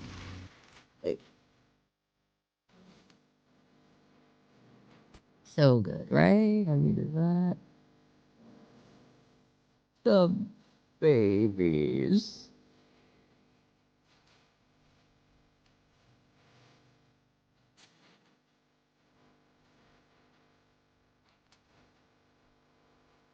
So it's nice. It's Okay. I mean, it's No, not I like mean- he's the most amazing singer or anything. It's Actually, what's funny is when I heard him do the song in the first Moana, I was like, You're welcome. That must have taken him 7 million takes. Like it's a lot. He's bopping through that thing. And there's rehearsrsal. You have practice and Sure. you know, They can you've also got cut and paste. a good singer helping him Got a along. little auto-tune. This note, higher. Okay, you got it. Okay, so I get that he had help, but I don't know how he pulled it off when he was doing it for real in the most live action. Like, did they do that song? And if they did, I'm sure they did, but then they he would have had to have done it live. He wouldn't have had to do it What live. are you talking about? He would have mouthed along with it, Oh, and they would have come added the thing on. in there. Maybe he did it live, Vinny. I hate to disappoint you. Well, He did it live. He did it live. Let's just go with he did it live. Amazing. Are you saying Sandy Duncan didn't sing those songs in The Sound of Music? Is that what you're telling me? You know what? Sandy Duncan did sing all the songs. Are you in saying the- that musicals, they don't do those numbers live? Is they that what you're do telling them me? when they're live on set? I mean, on the stage. Yes. But not in the films. Not necessarily. Oh. I can't imagine that they would. Although I did hear that they did the Les Mis version that they did a few years back with Russell Crowe. yes, Anne and Hathaway. Hugh Jackman. Yeah. That they did try to record all those songs live as they were doing it. Why wouldn't you? Well, because the logistics of having the musicians around to play they Oh. probably just They had a live musician they in had their ear. Oh. Huh. Oh, Yeah. okay. I don't know. And I'm sure there were no overdubs in that at all. All right. Well, I have no idea how they do it. They're tricky like that. Anyway, congratulations to The Rock on making me go, oh, that really is cute. Did By we the put that way- up on the Radio Alice It's- Facebook page? I sure did. It really is cute. His kids are so cute. yeah, it's really, anyone would get choked up seeing that. Bikini Kill came out in 1990. That's so funny. When did The Breeders come out? Right around the same time? So The Breeders were Kim Deal's band, but she used to be in the Pixies. She was in the Pixies. Yeah. And is in the Pixies. That And was a then side project. some of And them then went into the Lemonheads. It was like a Lemonheads thing, and then there was that The Lemonheads. somebody from the Muses, I believe. Yeah, oh yes, Yeah, that was the other co-founder of the band. I'm a big Kim Deal fan. I'm a big Pixies fan, so I love Kim Deal. And then who was the girl who did? She was like Juliana Hatfield or something. She was kind of tied into that. The like, Breeders are 1990 as well, Sarah. oh, Huh. funny. They're the exact same time as Bikini Kill. Good year for ladies. Yeah, I guess so. All right, let me see if I can squeeze in one or more things. Let's see. First of all, Rod Stewart has canceled his tour. It was time. Listen, we all saw you on your private jet after you. I can't make this one. I'm gonna go watch soccer all the way across. I'm gonna take my private jet over to Florida and watch a soccer game, football game. Sorry. He did recently cancel a few shows. And now he's canceled the remainder of his tour, including a residency in Las Vegas. And he says it sounds like a very valid reason. He's currently recovering from a routine coronary stent procedure. But at this point, he doesn't even need to tell us. He's 81 years old. Yeah, he should say, my days are numbered. I want to not work anymore. Yeah. The Breeders are playing this month here in San Francisco. August 22nd at the Castro Theater. August 23rd, Castro Theater. Tickets still available. That's great. Breeders are playing live. I In don't case see you him on here yet. would want to see them. Yeah, well, I mean, I think people they had a minute in the Well, what's 90s. it, All those Cannonball? bands. Yeah. Mm-hmm. That's a huge That's a hit. great song.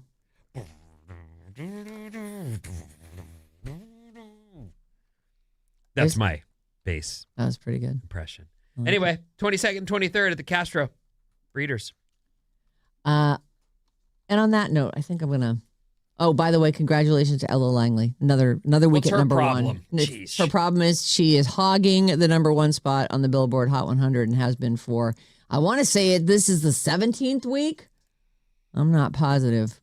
But I thought she tied a couple other people for 16 weeks at number one. And now, so it looks like she's at 17 this week. Congrats to her. Vinny, what's coming up in the news? What is today's asbestos? Oh. I'll tell you after these. Uh-oh.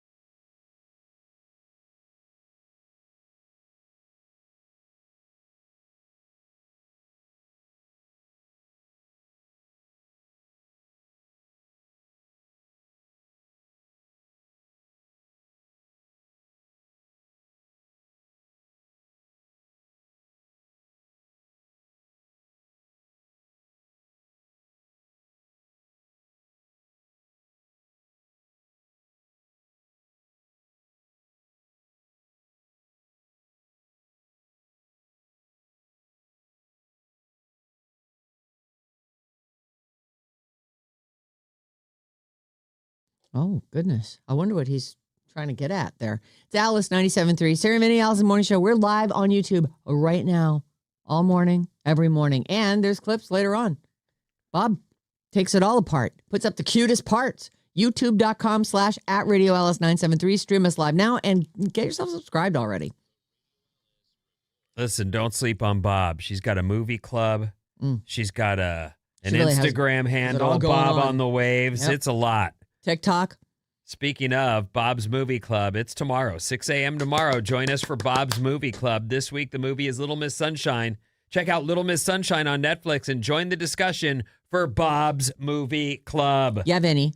Check it out. I am going to watch it today. I haven't missed a movie club. Have I? I don't think so. No, but apparently Sarah didn't finish one. I slept. I fell asleep during the Black Phone 2 or whatever one it was. I truly do try to support. Black Phone 1. Oh, I tried. I did try.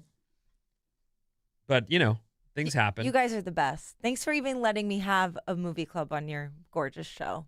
Oh, I appreciate you. we appreciate you as well. It's a mutual admiration society. Back to you, Vin. Thank you. Oh, I should say, a chance for clouds today as we enjoy summer Yeah, it's looking good though, actually, out there. and a high in the low 80s. The Niners play at home tomorrow night. Football's back, everyone. I can't wait. I cannot wait to see our guys out on the field in their unis doing their thing. Yeah. It's early days, though. They won't be Don't- the best yeah. guys, I understand, but there's still guys It's who like want to tryouts. play. It's like live tryouts. Oh, that's great. And it is fun. There is a definite excitement. Even if you're not a huge football fan, it's like super exciting, the brand I new think season. It's like, it's great. Weirdly, right now, I've been waiting patiently for you to update us on the Tony Romo situation. Oh, well, it's actually the jury's out on What do you that. mean the jury's out? Like, what's the deal? The guy's, The thing I saw this morning was the jury's out as to whether or not his status as an employee calling those games. Like, they're not sure.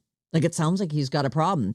I don't think, like a real problem, I don't think you can fire someone when they're an alcoholic. I think there's rules about maybe putting them into you have to offer them some help. It's a disease.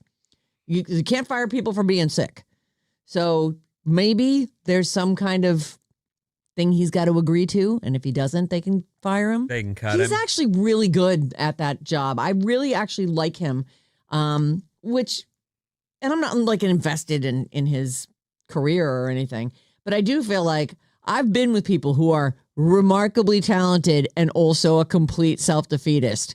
I'm going to ruin my life. Just watch me. I'm going to hold my beer. No, actually, I'll hold it. I'm not letting you hold that. Like, I feel for him because look at him. He's got a dream job. He's a I can quarterback. tell you from experience that I loved my job. I love radio. I've sacrificed everything to be here. I realize that sounds dramatic, but it's not. And there are girls in my history who would say, that son of a bitch. You know what I mean? Like, there are plenty of people where I had good situations and went, but I'm doing this. Mm-hmm. And I'm about to jump. I choose this. I'll be crossing the country and leaving you behind. That's the way that's going to go. Yeah. And so And nowhere you're not moving with me. Right. So there's no doubt that, I put a lot into it, and to be having it fall apart before my eyes and me not be able to pull myself. That's the weirdest part is I have pretty good willpower. And so to not be able to pull out of that nosedive was shocking myself. Right. And then I even went to rehab and was like, just fix me. Yeah. Just fix me. I'm ready to be fixed. Yeah. Just What do fix I got? me. 30 days here. Fix me. I'll do go right whatever back you to work. want. I'll say whatever you want. Just fix me. I wasn't fixed. Yeah. And I think they pointed that out to you. Yeah, they right? did many times. Like you don't different know you're ways. here. Yeah, you're in rehab, sir. Yeah. Look around you. You don't got this. We're not going to fix you. You got to fix you. We're just here to make sure no more harm comes I to you. feel bad for him because that is a really big job with a really big paycheck, and he's going to have to say, I'll go get cleaned up, or they are going to fire him. Right. I'm going to look up his net worth. And once you've done what he's doing, like Brad Pitt, he may have ruined his family life, and they made it very clear, bless you, that he had some drinking problem, and he even said, yes, I had to quit, but no one at work told him he needed to get his act together. Right. So he can continue to act and do his thing now that he's decided he's going back to drinking. But Tony will never get that option. No. If he's going to go get cleaned up, CBS will have it in place like you don't get to drink anymore. Right. That is right. We will pay you. You're not just a contract player. You are an employee. You are off the sauce, sir. He is worth how much? Who? Tony Romo? After all is 120 said and million. done. 120. 80. I have literally no idea. 40. $80 million is the exact amount. They say he Whoa. earned about $127 million in salary during his time with the Cowboys. Yeah, he signed a huge contract With CBS. with CBS. $180 million contract to. It was a 10-year contract, and he was getting $18 million annually. So One of the I'm articles sure I they read was want him to stay. This is or they want to be able to fire him. One or the other, but Because you can't. The article was, this is the worst contract in the history of broadcasting. And I went, Why? well, that's What? $18 million a year is the worst one? that's what it said. I don't know if it's true or not. I don't know. Are there all kinds of I outs just for read CBS? stuff. I don't know. Are you done? Or did you take it off me? I got to really blow. People are debating what will become today's asbestos. Now, asbestos that causes cancer, right? Asbestos? Yep. Yes. And it was in the... Everything. It was in roofs. It was in insulation. They would blow it into walls. It was everything was made of asbestos. I have this magazine. It's called like Home and Garden or one of these, sort of old timey magazines from the 1940s. And you open it up and there's an ad for asbestos. Makes everything in your life better. I'm like, oh my God, this is crazy. Asbestos wasn't considered scary before the 1970s and 80s. In fact, it was normal and used widely. Yeah. And then they realized this is bad for you. And ever since, it's been, let's get that out of there. It's like lead paint. Yeah. Gotta And get- they hazmat you up. Like when there's asbestos. I remember our old building on Embarcadero. Mm-hmm. We were the last place that hadn't had asbestos abatement. I And do that was remember that. why we had to move out of that. Or that was the push, I guess. And it was such a oh my God, what are you telling me? We've been working around asbestos this whole time? People online are debating the things from modern times that might end up becoming today's asbestos. Oh. When you're looking back decades from now, and the number one is probably number one, microplastics. Mm. They say that we have that in our bodies because it's in everything. Yep. Our water, we're Everything. drinking it, we eat it. It's just Wear it. It's everywhere. Yes. It's probably dust in our. They say polyester clothing due to the microplastic pollution is number 2 on the list. Mm. One of the things that bothers me about, this is just a personal thing. In the surf industry, in an effort to seem environmentally conscious, they started using all of this recycled plastic in the clothing as a way of reusing these things, which is nice. Okay? Yes, sure. Except all the clothing has that it's not cotton. I like a pair of shorts made of cotton. I don't want to surf in them, but I want to, when I put on some shorts to walk around, They breathe. I want cotton shorts. I don't want that sporty stuff. I'm not running. They'll even mix it in together, right? So there's a little bit stretchy. Yes, and I don't there need might that. be some cotton in it, but yeah, I don't like the feel of that kind of clothing I either. don't eat it and don't want it and don't like it. But they say all your yoga clothes, even things that feel cottony, if they've got any stretch in them, they're full of plastic. It's horrible. Scented air fresheners and laundry scent boosters are on the list of the things in modern times that might end up, when we look back, I can't believe we did that. Right. Energy drinks are on the list. Oh. Absolutely.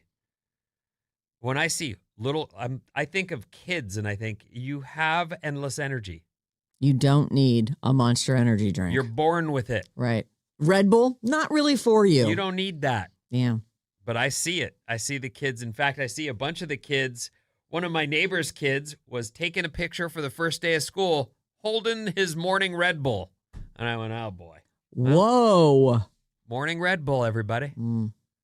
Honestly, if your kid look, we keep hearing all these stories about how coffee is actually really good for you. It's good for your liver. It's good for this, that, the other thing, whatever. Which, of course, we, music to our ears because we drink a lot of coffee. Get your kids hooked on coffee, not on Red Bull. Red Bull's a bunch of chemicals Would make and sugar. makes more sense. Yeah. Actually does. When did you start drinking coffee? Pretty early on. My mom and dad were big coffee drinkers. My Okay. mom used to make me coffee milk. So I would say I eased into that. By the time I was in high school, I was probably drinking coffee. I drank coffee at 16. Yeah, And I would go to the 7-Eleven because there was no such thing as Starbucks. right. And there was no such thing as a coffee house or shop. You either made it at home or you went to the Or you 7. went to 7-Eleven. Mm-hmm. And I would put in those Irish creams, Oh, right. which were just sugar and or the vanilla. There was a vanilla, Yeah, yeah. whatever French one. vanilla. One of those. I'd put one of those in, and I was drinking coffee by 16 regularly. And now they are marketed like a Starbucks. They're full of kids when I go over there, Mhm. and it's a break it from school or whatever. It's like, oh my God, kids. All So the much lint money. that disperses in the air when you clear out the dryer lint trap. Oh my God. This is what I was just Funny. telling you Yeah. about. This You was literally specifically brought that up today. It was in my prep. I knew that it was there, but it's one of those things that I have, as I've taught my kids stuff, it's one of those things. You pull that out, you open it up, and you start to, and you can see it. If you've got the right light on it, you can see it floating in the air. So I tell them, like, you pull your head away from that. Right. Hold your breath. You could actually, it's true. I suppose you could say, hold your breath, pull out the thing, wipe the stuff out of it, Mhm. toss that away, put the thing back, step out into the hall, pass out. You will come back to Pass life. Hold your breath for a long time. Social media and AI are on the list of things that we have today that I we may already look think back that. at as the asbestos of the old, Well, the danger. I really feel like I had such a rude awakening when the whole, like, the political stuff that happened with Facebook. I was like, sell all our Facebook stock. I don't want to be a part of this anymore. It really bummed me out because it also occurred to me, it was whoever was really, really willing to spend that money. That could have just as easily been the Democrats who bought everybody's vote. Like, Right. it's gross. It's gross that we have the ability to affect an election that way. It was a super huge bummer. And then we started finding out about all these data points about ourselves because me and you, we've had this conversation a million times. Like, okay, so you saw some pictures of me. Like, what? It's weird to What to information not- do they have? But they're smart. They're smart people with, a lot of computer knowledge, and all these data points mean a Yes. lot, and there's a lot of money in it. Obviously, Zuck has made a fortune. Yes. His name's on our local hospital. Like, the guy is a he owns half of He Hawaii. owns Kauai, right? Oy. But yeah, social media is on the list. AI is on the list. GLP-1s and Ozempic are on the list of things that we doesn't may matter. look back we at We should keep those, though, probably. and shake our heads like, what were we thinking? So dangerous. I don't know. They help control diabetes, right? That's good. Is there any others? No. Well, let's get to our guy, Maddie, 800-400-3697. Pickleball's on the list, but that's ridiculous. Well, everyone is getting broken up from that. But people love it. Still annoying. 415. Microplastics are being blamed for lower fertility in men right now. Mm-hmm. They also say from the 510 that we eat about a credit card size of plastic every year. I hate it. Well, that doesn't sound like that much. I mean, if I'm eating just a credit card every year, it's fine. Okay. We were talking about The Rock singing last break. Yes, Yeah. yeah. This moment had to be 20 years ago at least. The Rock hadn't started his movie career. We went to see him at the SAP Center do his wrestling thing. He came out, started singing Elvis Presley song, brought down the house. His presence was amazing, and I was blown away about how good he was. Imagine that. I know normal, healthy human beings that seem to like wrestling. I don't know how. I don't know why. People who seem to have lives. I'll never get it. Right. But the idea that wrestling has launched like this guy into the stratosphere, good for them. Good for him. They're doing a behind-the-scenes documentary on Netflix about WWE, and they're showing them scripting and who's going to do this and going to do that, and you get to know the people. It's really cool. It's kind of gotten me. I bet it's really You cool. like it. Oh yeah, it's super cool. Yeah. I'm totally into it now. I mean, so. Netflix does. They just do great documentaries, but it's really cool to see the thoughts and the process and the acting and the all the stuff these people have to do. It's they're They're performers. I don't like it, and I know that a lot of people do. I cannot understand how a grown-up sits and watches that. But okay. Right. With you. Yeah, I don't. All right, shall we play a game? Please. All right. I think I have to go. How old is that guy? But you know what? I do have a couple back in the days, so let's. So I'll do a little mix. How's that sound? Okay. Okay. Okay. Great. Vinny, you're first for agreeing with me. Isaac Singer patents the sewing machine. He started his sewing machine empire with $40. What's the question? When did he patent the sewing machine? When did that happen? I think they were probably like pedal operated at that point, right? 1883. 1883, says Vinny. What do you think, Maddie? 1843. 43. 1842. You should have gone 1844 because it's 1851. That's a point for Maddie. By the way, you got a point for guessing Fonzie's net worth this morning. Amazing. I know. So it's 1-1 now. Oh, I had 2 for getting something exactly right. That was yesterday. No, he's 80. right. The answer was 80. Something. All right. It's 3 to 1 to nothing. I think I had 5. Okay. You did have 5. Yeah. That tap dance I did. And for how pretty you are. Thank you. And smart. Oh, I think you got 2 points for the pretty Thank you you are, so right? much, So I think yeah. it's So the game's over. yeah. Oh, Bye. looks like Vinny won. All right. It's good because I don't have a lot. Actually, let me do this one. All right. Here we go. And by the way, Vinny, you have 5 points. So there we go. 5 to 3 to 1. Dr. Joseph Lister became the first doctor to use disinfectant during surgery. The surgical antiseptic Listerine was later named after him in his honor. Oh, I didn't know that. That's a fun fact. It is a fun fact. It's like a fast fact. Dr. Joseph Lister became the first doctor to use disinfectant during surgery. Before that, they were just like, roll the dice. Infection Central. What do you think, Maddie? 1890. 90. 1875. 1875. 1889. It was 1865, and that's a point for Bob. Oh, Bobby. Is this the same guy who they laughed at when he started having his people wash their hands before they Oh, yeah. did medical stuff? I don't know if it's the same as the disinfectant. I'm not but- sure if it is the same, but yeah, They're there like, was like, "Ha! wash You your quack." hands. What are you talking about? It's like, oh, well, you have the blood and disease of 12 other people on your hands, so, and you're putting your hands in this guy's chest cavity, so maybe. Okay. How old's Cara Delevingne? Oh, this lady. Bob. Oh man, I hope she's doing okay. Why?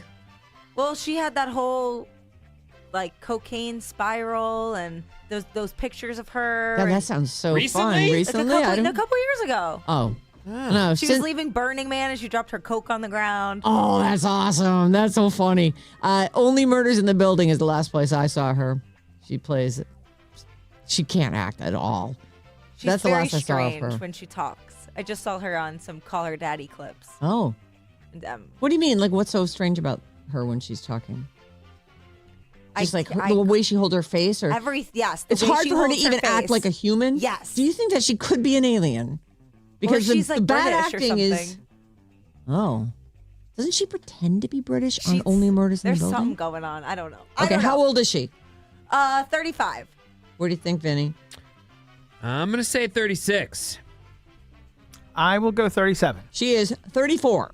That's a point for Bob. The current score is Vinny with 5, and Maddie and Bob tied 3 to 3.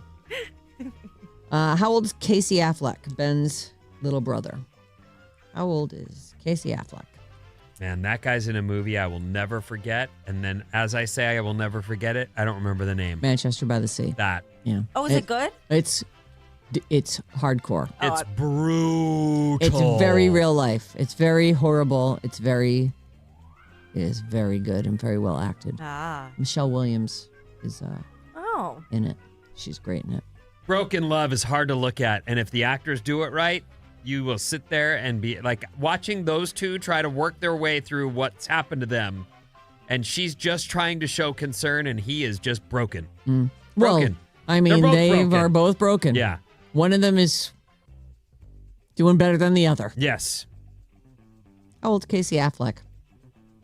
Vinny? I'm going to say 42. I'll say 45. 44. He is 51. That's a point for Maddie. Dang. And this is our final one. Vinny's about to win unless somebody ties him. How about Baby Got Back, Sir Mix-a-Lot? How old's that guy? Maddie. 63. 63. 60. 60.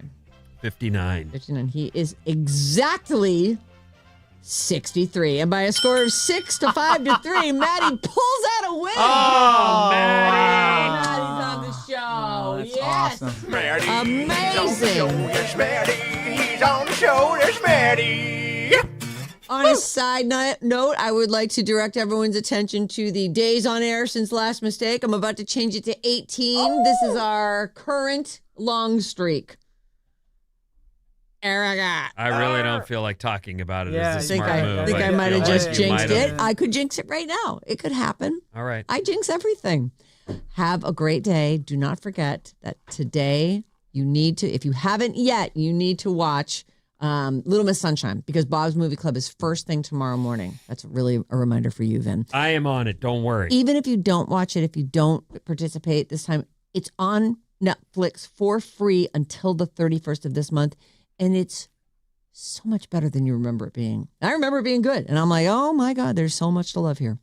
So tomorrow morning, we'll do that first thing. We also have more chances for you to win Somber tickets and all through today, 12:05 Mason and 5:05 with It's Jane. Have a great day. We'll see you back here on Thursday. Thank you.